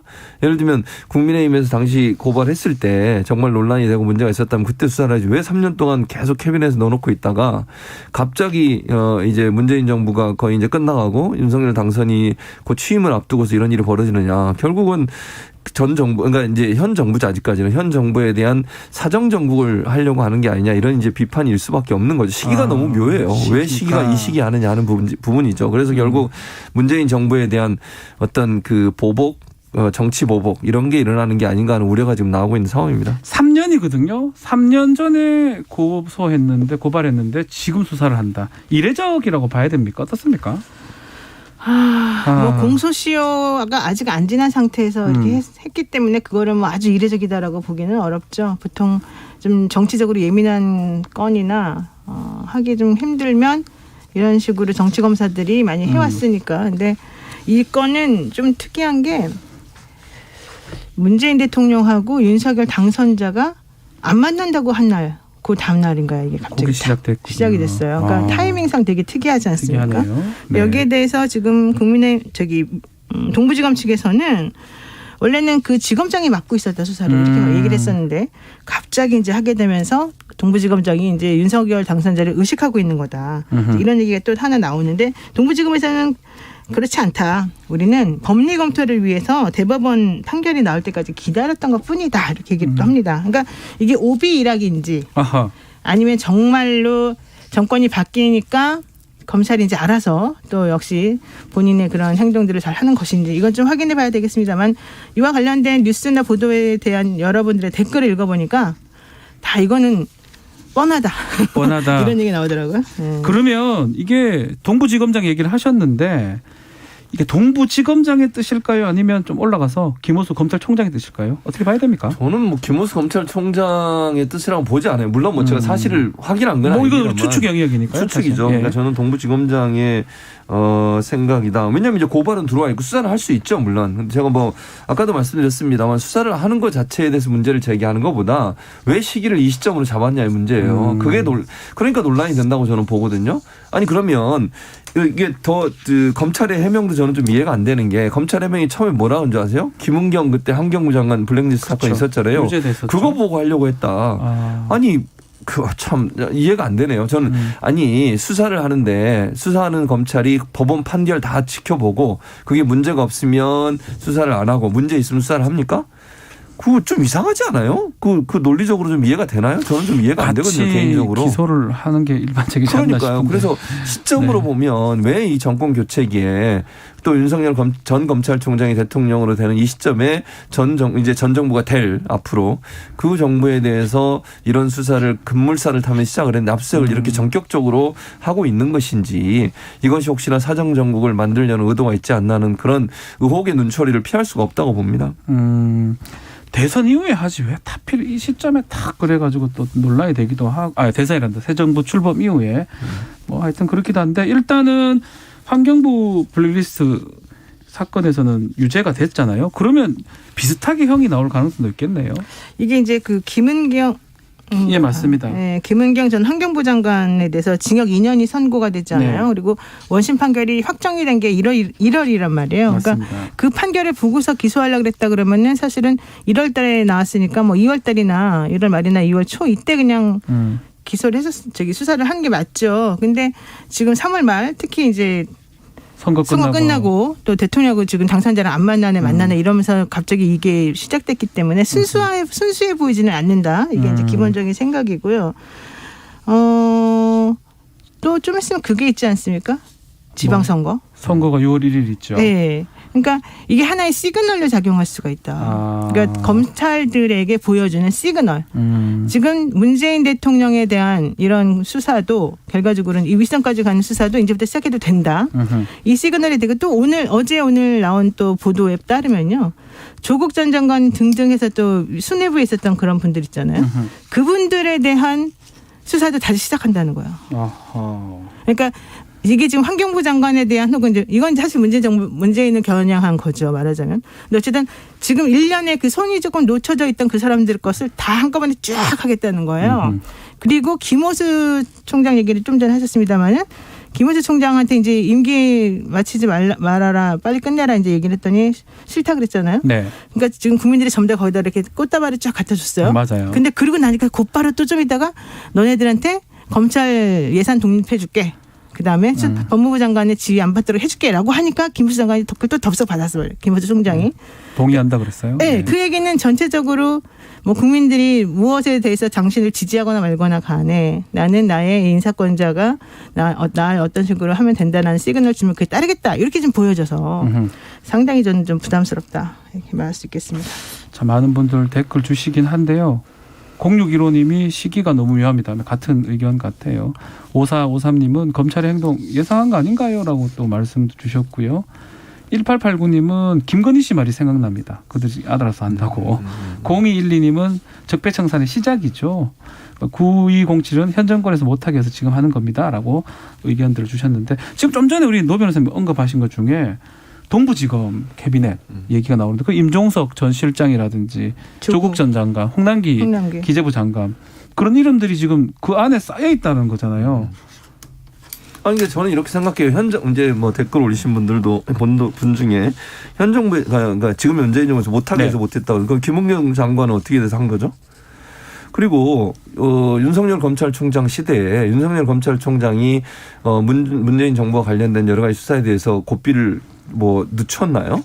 저는 그렇다고 생각하지 않거든요. 여러 가지 사안에 대해서 계속 부딪히면서 조국 전 장관 사태도 그랬고 뭐 수사를 다 하셨잖아요. 특별히 현 정부에서 뭘 막는다고 해서 안 하고 못 하고 그랬다고 저는 보지 않거든요. 네. 그러니까 윤석열 전 검찰총장께서 있으면서 본인이 수사하고 있는 부분들에서 본인하고 친분이 있는 분들 얘기해서 월성 원전 관련해서 수사를 다 했고요. 네. 산업부 관련해서 여러 가지 수사를 하셨습니다. 그걸 현 정부가 못하겠다 이렇게 저는 생각하지 않습니다. 그래서 이번 사건도 그래요. 이게 가만히 있다가 갑자기 이걸 꺼내는 것이 왜 이렇게 이 시간에 하느냐. 뭐 예를 하나 들어볼게요. 지금 이 사건도요. 지금 하는 게 수사가 잘 되겠습니까? 처음에 고소가 들어왔을 때 하는 게 잘하겠습니까? 증거인멸 다 됐을 수도 있어요, 지금. 그때가 낫죠. 정확히 하려고 하면 그러니까 고소 들어왔을 때 바로 하는 게 훨씬 증거도 확보하기 쉽고요. 그렇게 하는 게 수사의 그 원칙에는 맞다고 저는 봅니다. 3년이나 묵혀놨다가 이제 와서 이걸 꺼내가지고 다시 수사를 하겠다는 게 물론 저는 수사하는 거 뭐 해야 된다고 봐요. 근데 시기적으로 이렇게 하는 것 자체는 사실 원래 수사의 매뉴얼이나 검찰의 기존의 태도가 너무 다르다는 말씀을 드리는 거예요. 그래서 의혹이 생긴다고 말씀드리는 거고요. 자, 요거 뭐 지금 말씀 김호수 총장의 태도 우리 노 변호사님께서 지적을 좀 해주셨는데 일단은 김호수 총장은 약간 새 정부와 코드 맞추는 또 그런 뉘앙스의 발언했는데 박범계 장관은 또 반대로 소신 발언한 거거든요. 요거는 또 어떻게 봐야 됩니까? 두 사람이 달라 되긴 하지만 다를 수밖에 없죠. 왜냐하면 박범계 장관은 어공이잖아요. 어공. 어쩌다 공무원. 물론 의원을 많이 하셨으니까 어공이라고 할 수는 없겠지만. 정치인이죠, 사실. 네, 정치인이고. 김호수 총장은 늘공이잖아요. 그냥 공무원이란 말이에요. 그렇기 때문에 이제 인사권자의 그 뜻에 거의 거스르지 않는 형식을 띄는 거죠. 근데 김호수 총장이 어쨌든 본인은 윤석열 당선자의 그런 또 방향에 자기는 코드를 맞추겠다는 이 표시를 이미 한 거예요. 근데 그 전에는 또 문재인 정부의 코드를 맞추겠다는 또 표시를 했었어요. 네. 그러니까 공무원들이 원래 이렇게 그냥 왔다 갔다 해도 되는 건지 잘 모르겠지만 그렇지 않습니까? 그래서 원래 그 전에 대통령 선거 있기 전에 서초동에 떠돌던 얘기 중에 하나는 김호수 총장의 리더십에 대해서 검사들이 너무 불만이 많아가지고 왜냐하면 걔는 눈치만 너무 많이 보고 실제 후배들을 위해서 하는 건 하나도 없다. 그런 식의 이제 불만들이 많았다는 거예요. 그러면서 예상하기를 두 가지를 서로 내기를 하더라고요. 뭐죠? 아니 이제 그때는 이제 문재인 정부 쪽에 라인에 조금 섰다고 얘기가 되니까 만약에 이재명 후보가 되면 그대로 그냥 버티고 있을 것이고 그다음에 윤석열 후보가 되면 당선되면 시작 사직서 딱 그 순간 내고 나갈 것이다 이랬다는 거예요. 근데 지금 보세요. 사직서 안 내고 끝까지 버티면서 난 또 이쪽 당선인의 마음에 들게 하겠다라는 거잖아요. 그러니까 이렇게 공무원이 하면 안 된다는 걸 저는 정말 꼭 말씀드리고 싶고 그다음에 이제 박범계 장관이야 뭐 당연히 정치인이고 본인이 이 문재인 정부에서의 장관이기 때문에 게다가 본인이 가지고 있던 수사지휘권을 뺏어간다는데 거기다 대고 좋습니다. 갖다 주겠습니다. 이렇게 하는 건 정말 말이 안 되기 때문에 이건 뭐 당연한 거 아니겠습니까? 자, 이런 상황에서 더불어민주당 지도부는 검찰개혁 입법을 다시 강조하고 있는데요. 검찰의 수사권 완전 박탈, 이른바 검수완박이라고 하죠. 박주민 국회 법사위 민주당 간사의 오늘 아침 라디오 인터뷰 들어보고 오겠습니다. 당내 이제 그런 합의가 어느 정도 형성이 되어 가고 있는 것은 사실입니다. 그런데 정확한 시기라든지 내용이라든지 이런 부분에 대해서 아주 구체적으로 논의되고 있지는 않고요. 다만 이 부분은 좀 말씀드리고 싶어요. 예전에는 저희가 검수완박이라고 소위 불리는 그런 검찰개혁 과제를 하려고 하면 항상 무슨 비판을 했냐면 검찰 수사를 너희들이 피하려고 하는 것 아니냐라는 프레임으로 다가왔었거든요. 그런 거 있었죠. 예. 자, 그런데 이제 정권이 바뀝니다. 정권이 바뀌어서 저희가 수사와 기소를 아무리 분리해도 다 윤석열 대통령 체제 하에 행정기관이 수사도 하고 기소도 하는 거예요. 그러니까 더 이상 그런 프레임은 이제 안 맞는 거죠.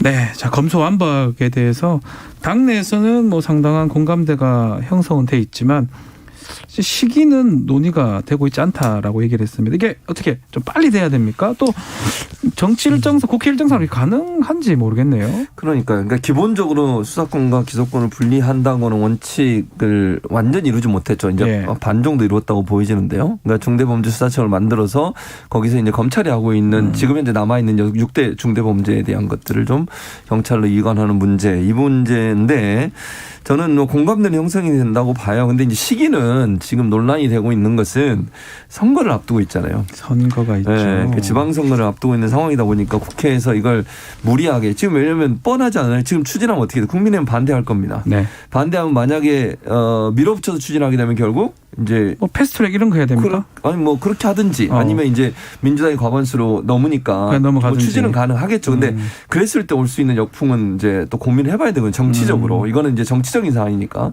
그래서 그 문제 때문에 고민을 하는 것 같아요. 제가 볼 때 민주당 입장에서는 지금 시기적으로 과연 이걸 강하게 밀어붙여서 드라이브를 걸었을 때 어떤 효과가 나올까, 역풍을 맞지 않을까 이런 고려가 있는 것 같고 그러다 보니까 아마 약간 이제 논란이 있는 것 같습니다. 시기적인 측면에서. 근데 선거가 문제는 있으니까. 새로운 정부 또 들어서고 나면 사실 또 동력을 잃게 되거든요. 네. 이걸 하기가.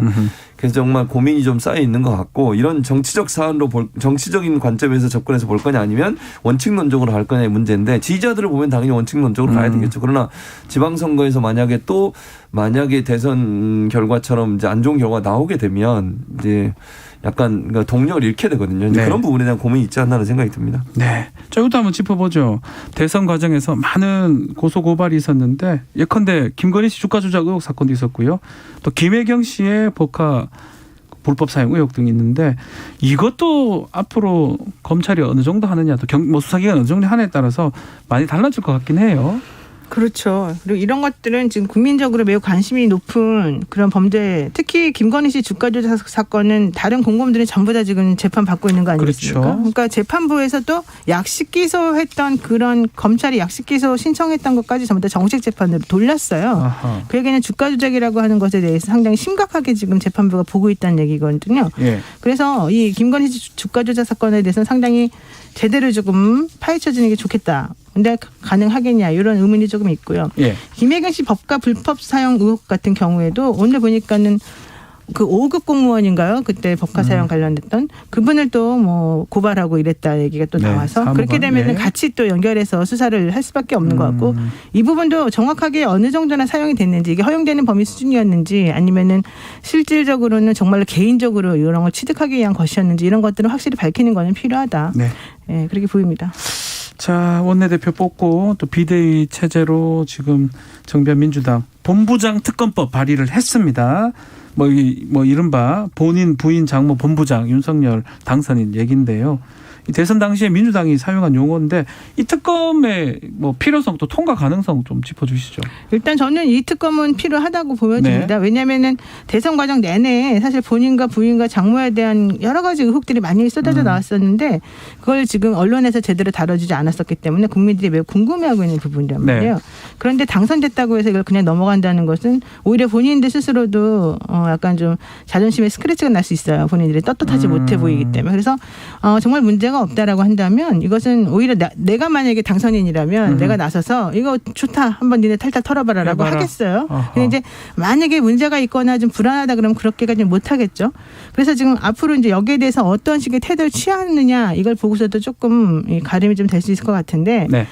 이제 민주당 관계 국회의원이 사실 숫자가 많으니까. 그렇죠. 예, 이거는 조금 가능성이 있어 보이는데 이게 결국 상설특검으로 가느냐, 그다음에 뭐 이제 그냥 검찰로 가느냐, 뭐 여러 가지가 있는데 그냥 검찰에게 못 맡기겠다. 왜냐하면 지금 윤석열 당선인이 당선되고 난 다음에 검찰에도 여러 가지 일련의 행동을 보면 그게 좀 공감대인 것 같아요. 자, 근데 이제 문제는 당선인이 곧 대통령이 되면 뭐 형사로 현행범 아니고는 소출하기 좀 어렵잖아요. 그렇죠. 근데 특권이 있잖아요. 근데 가족은 할 수 있는 거잖아요. 부인하고 장모는. 부인하고 장모는 가능하니까 여러 가지 사안들에 대해서 얽혀 있고 지금 뭐 장모는 재판받고 있고 그리고 부인 되시는 분도 다른 아까 뭐 노영희 변호사 말씀하셨지만 관련된 분들은 지금 다 구속이 된 상태잖아요. 근데 본인만 지금 안 되고 있고 선거 막판에 계속 이 문제가 논란이 돼가지고 여러 가지 의혹들이 나온 상태예요. 그러면 그걸 그냥 뭐 이제 당선됐으니까 넘어가자 이렇게 하는 건 국민들이 과연 받아들일 수 있을지 저는 잘 모르겠고요. 그래서 뭐 당선인이야 뭐 형사소출을 받지 않기 때문에 의미가 없을 수 있지만 부인이나 장모 이것도 물론 잘 될 거냐. 그래서 특검을 하자는 거잖아요. 네. 검찰이 지금처럼 이렇게 권력 앞에 그냥 이런 모습 보이면 결국 특검 아니고서는 이 문제에 대한 진실을 밝히기 어렵지 않겠나 하는 생각이 들어서 특검법은 저는 뭐 추진될 거라고 봅니다. 추진될 것이다라고 보시군요. 네, 자 여기까지만 하고요. 자 KBS 1라디오 최영일의 시사본부 최진봉 교수 또 노영희 변호사와 주간 이슈 먼데이 함께 하고 있는데요. 자 다음 주제는 자 국민의힘의 이준석 대표 얘기입니다. 장애인 관련된 또 시위 관련해서 뭐 논란이 좀 되고 있는데 일단은 전장현이죠. 전국장애인 차별철폐연대의 지하철 휠체어 시위에 대해서 이준석 대표가 공개적으로 문제 제기를 했어요. 여론도 제가 봤을 때는 좀 나눠지는 모양새인데 이거 우리 최진봉 교수님 어떻게 보십니까? 이제 저는 그 이준석 대표가 갈라치기를 잘 사용하는 것 같아요. 그러니까 좋은 의미로 제가 말씀드린 거 아니에요. 남녀 성별 갈라치기 20대 남성 20대 여성과 지금 이것도 마찬가지예요. 장애인 지금 차별철폐연대와 일반 시민 이렇게 갈라치기 하는 거거든요. 이걸 통해서 정치적으로 이해관계가 맞아떨어져서 본인한테 유리한 환경을 만들겠다는 거로 보여져요. 아, 보여진다. 그러니까 제 말은 일반 시민들의 불편함 분명히 있죠. 특히 출퇴근 시간에 이제 이분들 장애인분들이 여러 가지 시위하면 불편함이 있습니다. 네. 저는 개인적으로 저도 이제 그 상황과도 몇 번 처한 적이 있는데 갔다가 지하철 갔다가 시위하실 때 대부분의 지하철 이용객들 아무 얘기 안 하고 기다리세요. 시간이 좀 늦어져도 대부분의 분들은. 물론 뭐 한두 분 얘기하신 분도 있긴 합니다만 근데 그걸 가지고서 이걸 이슈화해가지고 이렇게 갈라치기 하는 것이 과연 바람직한가 저는 모르겠습니다. 정치적으로 본인한테 유리한 지형을 만들어내기 위해서 예를 들면 마음속에 그런 마음이 있다고 말 못하는 사람들 입장에서는 또 지지하는 분도 있을 수 있겠죠. 그런 분들이 예를 들면 이준석 대표나 국민의힘을 지지할 수도 있겠죠. 근데 과연 그것이 우리 사회가 바람직한 방향으로 가는데 도움이 될 거냐의 문제예요. 정치는 우리 사회를 좀 더 밝은 방향으로 이끌어가는 게 정치 아닙니까? 우리 사회의 어두운 부분이나 소외된 계층에 대해서 뭔가 관심을 갖는 게 정치 아닌가요?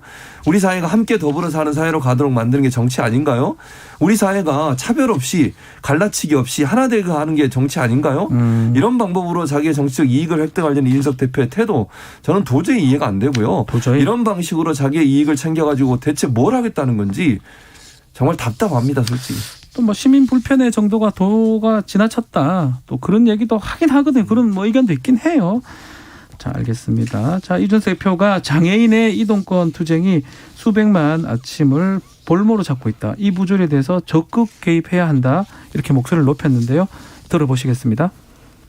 저는 정치인들이 이것에 대해 가지고 장애인 문제에 대해서 보통 개입하는 것을 굉장히 두려워하거든요. 장애인을 절대 약자로 보는 국민들이 많기 때문에.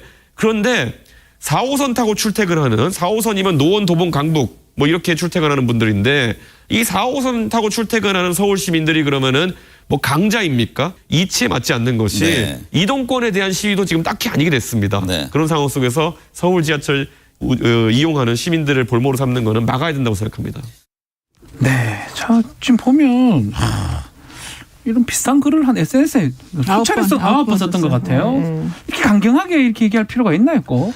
저는 좀 이해가 안 가는 게 물론 본인의 지역구이기 때문에 더 강하게 월계 노원이죠. 노원. 그랬던 것 같은데 그렇게 따지면 전광훈 목사가 그렇게 여러 가지 편법을 동원해서 이 코로나 시대에 수천 명을 막 모아놓고서 여러 가지 이 법 위반하고 행동하고 사람들 힘들게 하고 이랬던 것에 대해서는 또 한마디도 한 적이 없거든요. 장애인들이 장애인의 이용권을 달라 이동할 수 있는 권리를 좀 행사할 수 있게끔 제대로 노력해달라 국가가.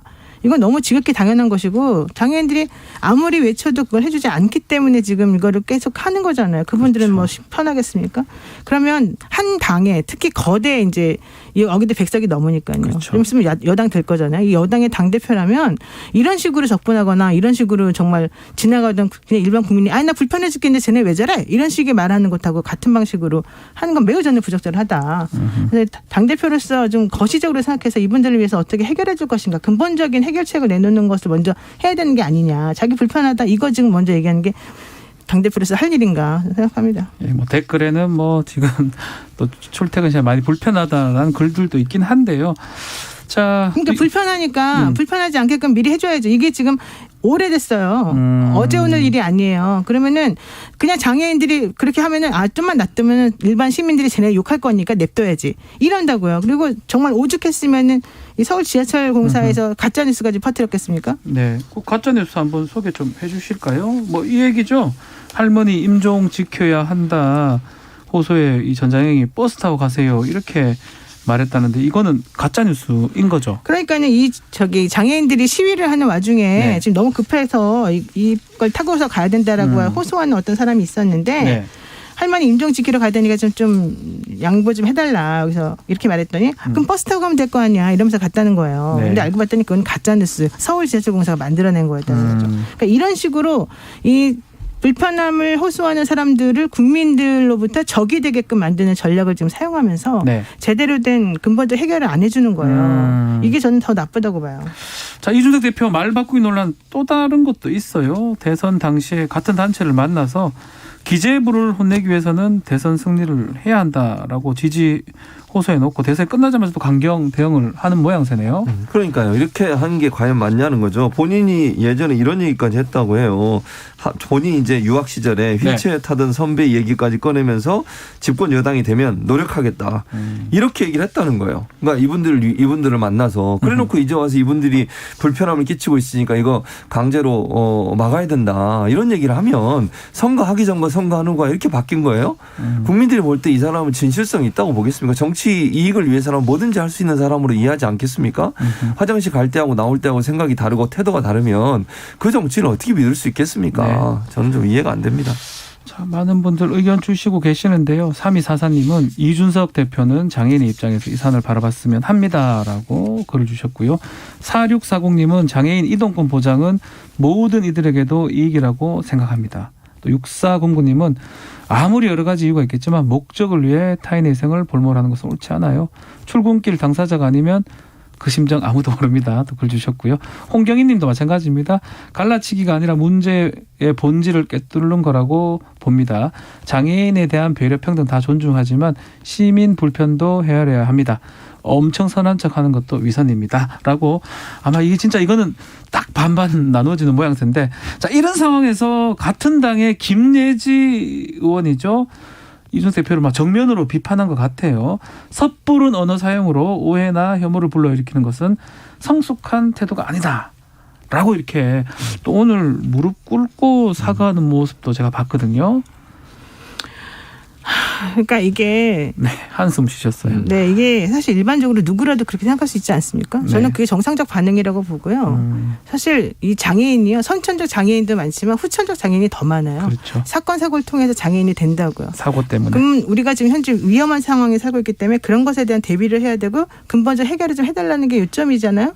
그럼 그런 노력을 얼마나 기울였냐에 대해서 먼저 시작해야 되는데 쟤네는 왜 나를 불편하게 만들지? 시민하고 장애인하고 서로 싸우게 만드는 이게 바로 저는 제일 나쁜 지금 행동이 아닌가 생각이 들어요. 그러니까 본질이 뭔지 이분들이 이렇게 외쳤을 때 노력을 얼마나 했는지 이런 것들 측면에서 먼저 좀 판단해야 되는 거죠. 네.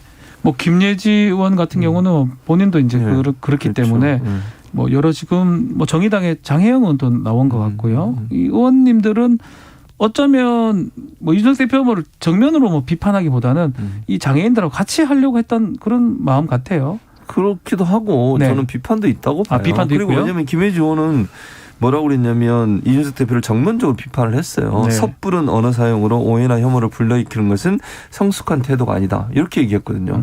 저는 맞는 말이라고 생각해요. 그리고 본인, 그러니까 김혜지 의원도 그런 불편함을 느끼시는 분 중에 한 분이시잖아요.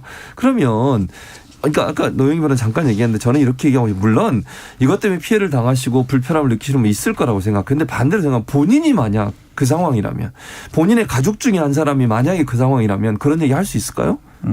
저는요 진짜 묻고 싶어요. 그러니까 무슨 선한 척 한다고 말씀하시는데 뭐 좋습니다. 그렇게 비판하실 수 있죠. 근데 저는요 본인이 만약 그 입장이라면 과연 그렇게 얘기할 수 있을까? 본인의 가족 중에 한 명이 이동권이 없어가지고 힘들어하고 그런 경험이 있다면 과연 그렇게 말씀하실 수 있을까? 저는 그런 말씀을 드리고 싶고 또 하나는요. 네. 왜 그분들이 이렇게까지 할 수밖에 없는지를 아까 말씀하셨죠. 너무 오랫동안 이준석 대표 인터뷰도 제가 좀 틀린 부분이 있는데 잘못된 부분 말씀드리면 오늘 이 기사에 보면요. 이 대표는 문재인 정부와 박원순 시장 때는 말하지 않았대요. 그때도 했어요. 했어요? 그때도 지속적으로 했는데 해결이 안 되는 거예요. 그러니까 마지막으로 결국 시민들한테 우리 고통 좀 알아주세요라고 호소하는 방식이 이 방식이에요. 아무도 얘기를 안 듣잖아요. 그러면 정말 우리 사회가 또 정치인들이 이렇게 행동하기 전에 이분들이 했던 말을 들어줬으면 이런 문제까지 안 오잖아요. 네. 이분들이 아무도 자기 소리 안 들어주니까 어쩔 수 없이 시민 불편이 있는 줄 알면서도 우리 얘기 좀 들어달라고 너무 답답해서 할 수 있는 방법이 그것밖에 없어서 하는 거잖아요. 그런 점도 좀 기억하셨으면 좋겠습니다. 자, 뭐 짧게 윤석열 당선인 어떤 입장 내놔야 될 것 같습니까? 이거 뭐 쉽게 해결될 것 같진 않은데요. 저는 모르겠습니다. 네. 입장을 안 내놓을 것 같습니다. 아마 그냥 넘어갈 것이다. 네, 알겠습니다. 자, 오늘 말씀 여기까지 드려야 될 것 같습니다. 최진봉 교수, 노영희 변호사와 주간 이슈 먼데이 함께했습니다. 감사합니다. 고맙습니다. 감사합니다. Splish splash, I was taking a bath. Long about a Saturday night. Yeah. 점심 먹고 유쾌한 시사 디저트 한 입. 최영일의 시사본부. Well, I stepped out the tub and put my feet on the floor. I wrapped the towel around me. 네, 시사본부 매일 이 시간 청취자분들에게 깜짝 선물을 드리고 있는데 오늘은 간식으로 컵라면을 드립니다. 자, 이 코너 들으시면서 문자 보내시면 되고요. 짧은 문자 50원, 긴 문자 100원이 드는 샵 9730으로 의견 많이 보내주시기를 바라겠습니다. 전 세계 지구촌에서 벌어지는 생생한 국제 뉴스를 살펴보는 시간, 국제본부 문희정 국제시사평론가 함께합니다. 안녕하세요. 네, 안녕하세요. 네, 우리 배우 윤여정 씨 아카데미 수상자로 또 무대에 올랐다고 하는데 이거 좀 짚어주세요. 네, 윤여정 씨가 무대에 오를 때마다 우리가 윤며든다라고 윤며든다 하죠. 네, 오늘도 또 역사의 한 페이지를 썼습니다. 네. 한국 시각으로 28일 미국 로스앤젤레스 돌비극장에서 제94회 아카데미 시상식이 진행이 됐는데요.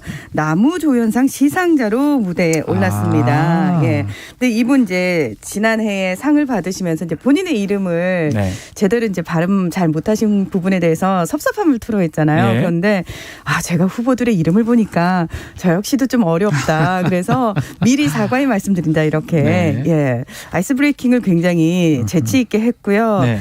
그리고 이번에 상을 타신 분이 영화 코다의 배우인 트로이 코처라는 분인데 이분이 청각장애인 배우세요. 아하. 그래서 이분을 호명하기 전에 수어로 먼저 얘기를 하고 그다음에 오스카상은 트로이 코처다라고 다시 또 얘기를 했어요. 일부러 수어를 또 준비해왔군요. 그렇습니다. 예. 그리고 이제 올라와서 이 코처가 또 수어로 수상소감을 얘기를 하니까 옆에서 이제 트로피를 또 들어주면서 굉장히 주의 깊게 그 소감을 또 듣기도 했다고 합니다. 하여튼 윤며듭니다, 진짜로. 얘기 자꾸 들어보면. 자, 다음은 이 쇼펜도 이번에 아카데미상 하루 앞두고 우크라이나 대통령이 연설할 수 있는 자리를 마련하지 않는다면 오스카 트로피를 박살내겠다 이런 말을 했네요. 자, 이분은 노벨 평화상 수상자가 뽑은 2012 평화의 인물에 꼽히기도 했던 분인데 러시아가 우크라이나를 지난달 24일에 침공을 했거든요. 쇼펜이 바로 우크라이나로 직접 달려가서 다큐멘터리를 제작을 하고 있었습니다. 지금은 이제 폴란드에 있는데요. 이분이 이제 미국 CNN 방송과의 인터뷰에서 볼로디미르 젤렌스키 우크라이나 대통령이 이 아카데미 시상식에서 조금 말할 수 있는 기회를 주는 게 좋지 않겠느냐 이런 얘기를 하면서 만약에 기회를 주지 않는다면 시상식 보이콧해야 된다. 그리고 공개적으로 내 트로피 부수겠다. 이런 이야기를 했습니다. 예. 세네요. 트로피까지 부수겠다. 그러니까 그만큼 좀 간절하게 많은 사람들에게 영향력을 좀 미칠 수 있는 자리를 마련해 주고 싶어 했던 것 같습니다. 지금 말씀대로 젤렌스키 우크라이나 대통령의 아카데미 연설 여부 이게 헐리우드도 이제 화제가 되는데 지금 러시아하고 우크라이나 전쟁 관련해서 지금 한 달째 되고 있어요. 맞아요. 러시아군 포위 작전이 계속되고 있다 이렇게 봐야 됩니까? 그렇습니다. 일단 그 남부 지역 크림반도에서 우크라이나 남부 해안선을 장악하기 위해서 계속해서 헤르손 그리고 마리우폴을 러시아군이 집중 폭격을 하고 있습니다. 그러다 보니까 도시에 갇힌 민간인 사망자도 늘고 있고요. 민간 시설들 역시 거의 대부분 파괴가 됐습니다. 또 흑해의 최대 물류 거점인 오데사의 동쪽 미콜라이우에서 또 우크라이나 군이 러시아의 진격을 필사적으로 막고 있는 상황입니다. 북부 쪽에서도 공격을 받고 있는데 체르니히우거든요. 러시아군에 의해서 여전히 포위가 돼 있고요. 학교와 경기장 등 민간 시설까지 폭격이 쏟아지고 있고 지금 그 안에 13만 명의 민간인이 갇혀 있는데 뭐 전기, 가스 다 끊겼고 식수를 배급받는 등 굉장히 열악한 환경에 처해 있습니다. 러시아는 지난 25일에 우크라이나에서의 1단계 작전의 주요 목표가 대체로 완료됐다면서 동부 지역인 돈바스 해방에 집중하겠다라고 밝혔는데요. 이렇게 말은 해놓고 여전히 수도인 키이우에 대한 진격 역시 멈추지 않고 있고요. 뭐가 맞지는 않네요. 예, 그렇습니다. 돈바스랑 먼데요, 저기는. 그렇습니다. 그리고 서부 쪽이죠. 폴란드 국경에서 약 60km 정도밖에 떨어지지 않은 리비우를 공격을 하기도 했습니다. 러시아군은 27일 밤에도 리비우 북쪽 120km 지점에 위치한 북서부 볼린주의 주도 루츠크에 있는 연료 저장소에 로켓포 공격을 퍼부었고요. 자, 우크라이나 군은 지금 수도인 키이우 주변에서 치열한 전투를 벌여온 러시아군이 전열 정비를 위해서 체르노빌 지역을 거쳐서 벨라루스로 퇴각했다 이렇게 밝히고 있는데 네. 이제 우크라이나 군이 주장하고 있는 요거는 부분입니다. 다 다르게 얘기를 해요. 자기들한테 유리하게. 맞습니다. 정확하게 하기는 안 되는 것 같은데. 네, 예. 그래서 저희가 사실은 이 보도 내용을 고지고대로 믿기보다는 어느 입장에서 발표를 했는지를 보셔야 됩니다. 네. 자, 한편 유엔 난민기구에 따르면 27일까지 우크라이나 밖으로 탈출한 난민이 382만 명이고요. 네. 국내에서 이제 고향을 떠난 실향민이 650만 명에 이르러서 2차 세계대전 이후 최악의 난민 사태를 겪고 있습니다. 자, 5차 협상 관련 얘기도 있던데요. 이건 어떻습니까? 자, 러시아와 우크라이나 앞서 세 번 대면 협상을 했고요. 지난 14일부터는 온라인 형식으로 수일간 4차 협상을 진행을 했습니다. 자, 일단 우크라이나는 그래 나토 가입 안 하겠다. 중립국화 하겠다 이렇게 한 발 물러섰지만 러시아가 즉각적인 휴전과 철군을 거부하고 있는 상황이고요. 네. 이제 이건 뭐냐면은 우크라이나 동쪽 돈바스 지역 영토 넘겨달라고 얘기를 하고 있거든요. 그렇죠. 그러니까 우크라이나가 영토 문제 절대 양보할 수 없다 이렇게 팽팽히 맞서면서 합의에 도달하지 못했는데 그럼에도 불구하고 29일, 30일 이 터키에서 5차 협상을 가지기로 했습니다. 네. 일단 이 협상을 앞두고 젤렌스키 대통령이 다시 한번 전향적인 제안을 해요.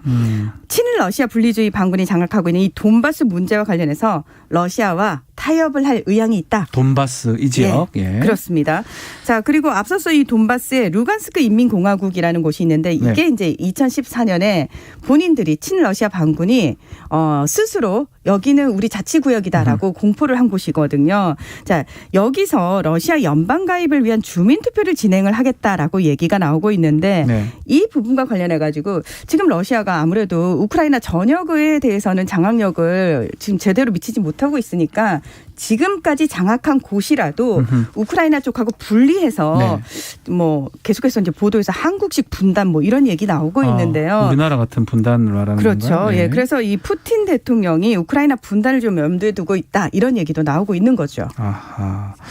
자, 조 바이든 대통령도 뭐 푸틴 대통령 퇴진을 언급해서 이거 갑자기 이런 말 해가지고 논란이 되고 있다면서요. 아, 이게 진짜 사실 국제 정치에서 이런 발언이 굉장히 위험한 발언이거든요. 봐야 되나요? 예. 예. 26일 날 이 바이든 대통령이 네. 폴란드 바르샤바 연설에서 푸틴 대통령을 겨냥해서 제발 이런 남자는 권좌에 계속 남아 있어서는 안 된다 이런 얘기를 한 거예요.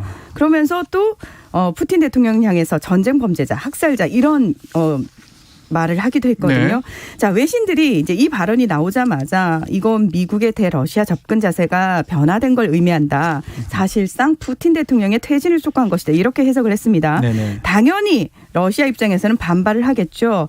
지난 10여 년간 미국과 서방 동맹국들이 러시아의 정권 교체를 시도하고 있다. 러시아의 정권은 당연히 러시아 국민들만이 결정할 그렇죠. 수 있는데 이러면서 굉장히 분노하면서 앞서서 말씀드린 것처럼 이 폴란드와 가까이 있는 르비우를 폭격하기도 했습니다.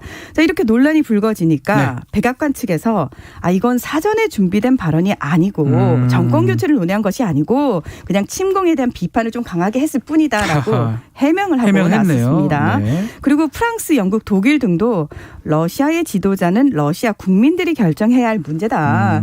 바이든 대통령의 발언이 또 악용될 것을 우려하고 나섰습니다. 네. 그리고 지난 25일 월스트리트 저널은 바이든 대통령의 공약인 핵무기의 단일 목적 정책. 이건 뭐냐면은 먼저 핵 공격을 받으면 반격을 위해서만 핵무기를 사용하겠다라는 게 공약이었는데 이게 폐기됐다. 이런 보도가 나오기도 했습니다. 자, 양국의 언론 통제도 더 강화가 되고 있다면서요. 맞습니다. 이 러시아의 경우 지난 4일에 러시아군 운영에 관한 명백한 허위 정보를 공개적으로 유포할 경우 최대 3년형의 징역형에 처하고 네. 이게 만약에 중대한 결과를 초래했을 경우 최대 15년의 징역형에 부과를 하겠다라는 형법 개정안이 의회를 통과를 했거든요. 뭐 이거는 외국 국제기구 상대로도 이 러시아에 대한 제재를 촉구하는 행위를만 해도 최대 3년의 징역형을 부과할 수 있게 했습니다. 네. 그러면서 27일에 앞서서 젤렌스키 대통령을 러시아 이제 언론들이 많이 인터뷰를 했거든요. 네. 우크라이나는 불과 얼마 전까지도 러시아어가 공용어였기 때문에 그렇죠. 러시아어도 구사가 가능합니다. 근데 이 러시아 그 언론 규제 당국인 로스콤나드조르가 성명을 냈는데 어떤 거죠? 예. 젤렌스키 대통령과 인터뷰 보도하지 마라 경고를 하면서 그동안 인터뷰했던 매체에 대한 조사를 시작을 했다고 합니다. 네. 뭐 러시아야 이렇게 언론 통제하는 거 익히 다 알고 있었는데 우크라이나도 사실 크게 다르지 않습니다. 지난달 그 러시아 침공이 발발하자 곧바로 비상사태 선포하면서 언론부터 통제를 했거든요. 네. 그리고 27일 젤렌스키 대통령이 우크라이나 군의 공식 발표가 아닌 군사 및 군사 장비와 작전에 대한 보도를 금지하는 법안에 서명을 했습니다. 네. 그러니까 우크라이나 정부는 가짜 뉴스와 러시아군의 첩보 작전에 대응하기 위해서다라고 얘기를 하면서 우크라이나 국내 언론, 외국 기자들에게 모두 적용이 된다. 그리고 만약 이 법을 위반할 경우 3년에서 5년형의 처벌을 받을 수 있다. 이런 경고를 했습니다. 네, 자, 앞으로 러시아, 우크라이나 얘기들 많이 나오니까요. 그것도 주의 깊게 보겠습니다.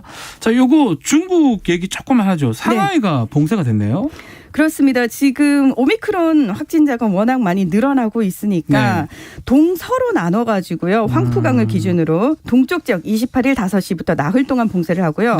나머지 지역은 다음 달 1일부터 5시부터 4일간 봉쇄를 한 뒤에 지금 상하이 시민 약 2,500만 명 정도 되는데 이들 전체 시민에 대해서 PCR 검사를 실시하겠다라고 이야기를 하고 있습니다. 네. 자, 여기까지 오늘 말씀 듣겠습니다. 지금까지 문희정 국제시사평론가와 함께했습니다. 감사합니다. 네, 고맙습니다. 자, 오늘 간식 당첨자 발표를 좀 하겠습니다. 422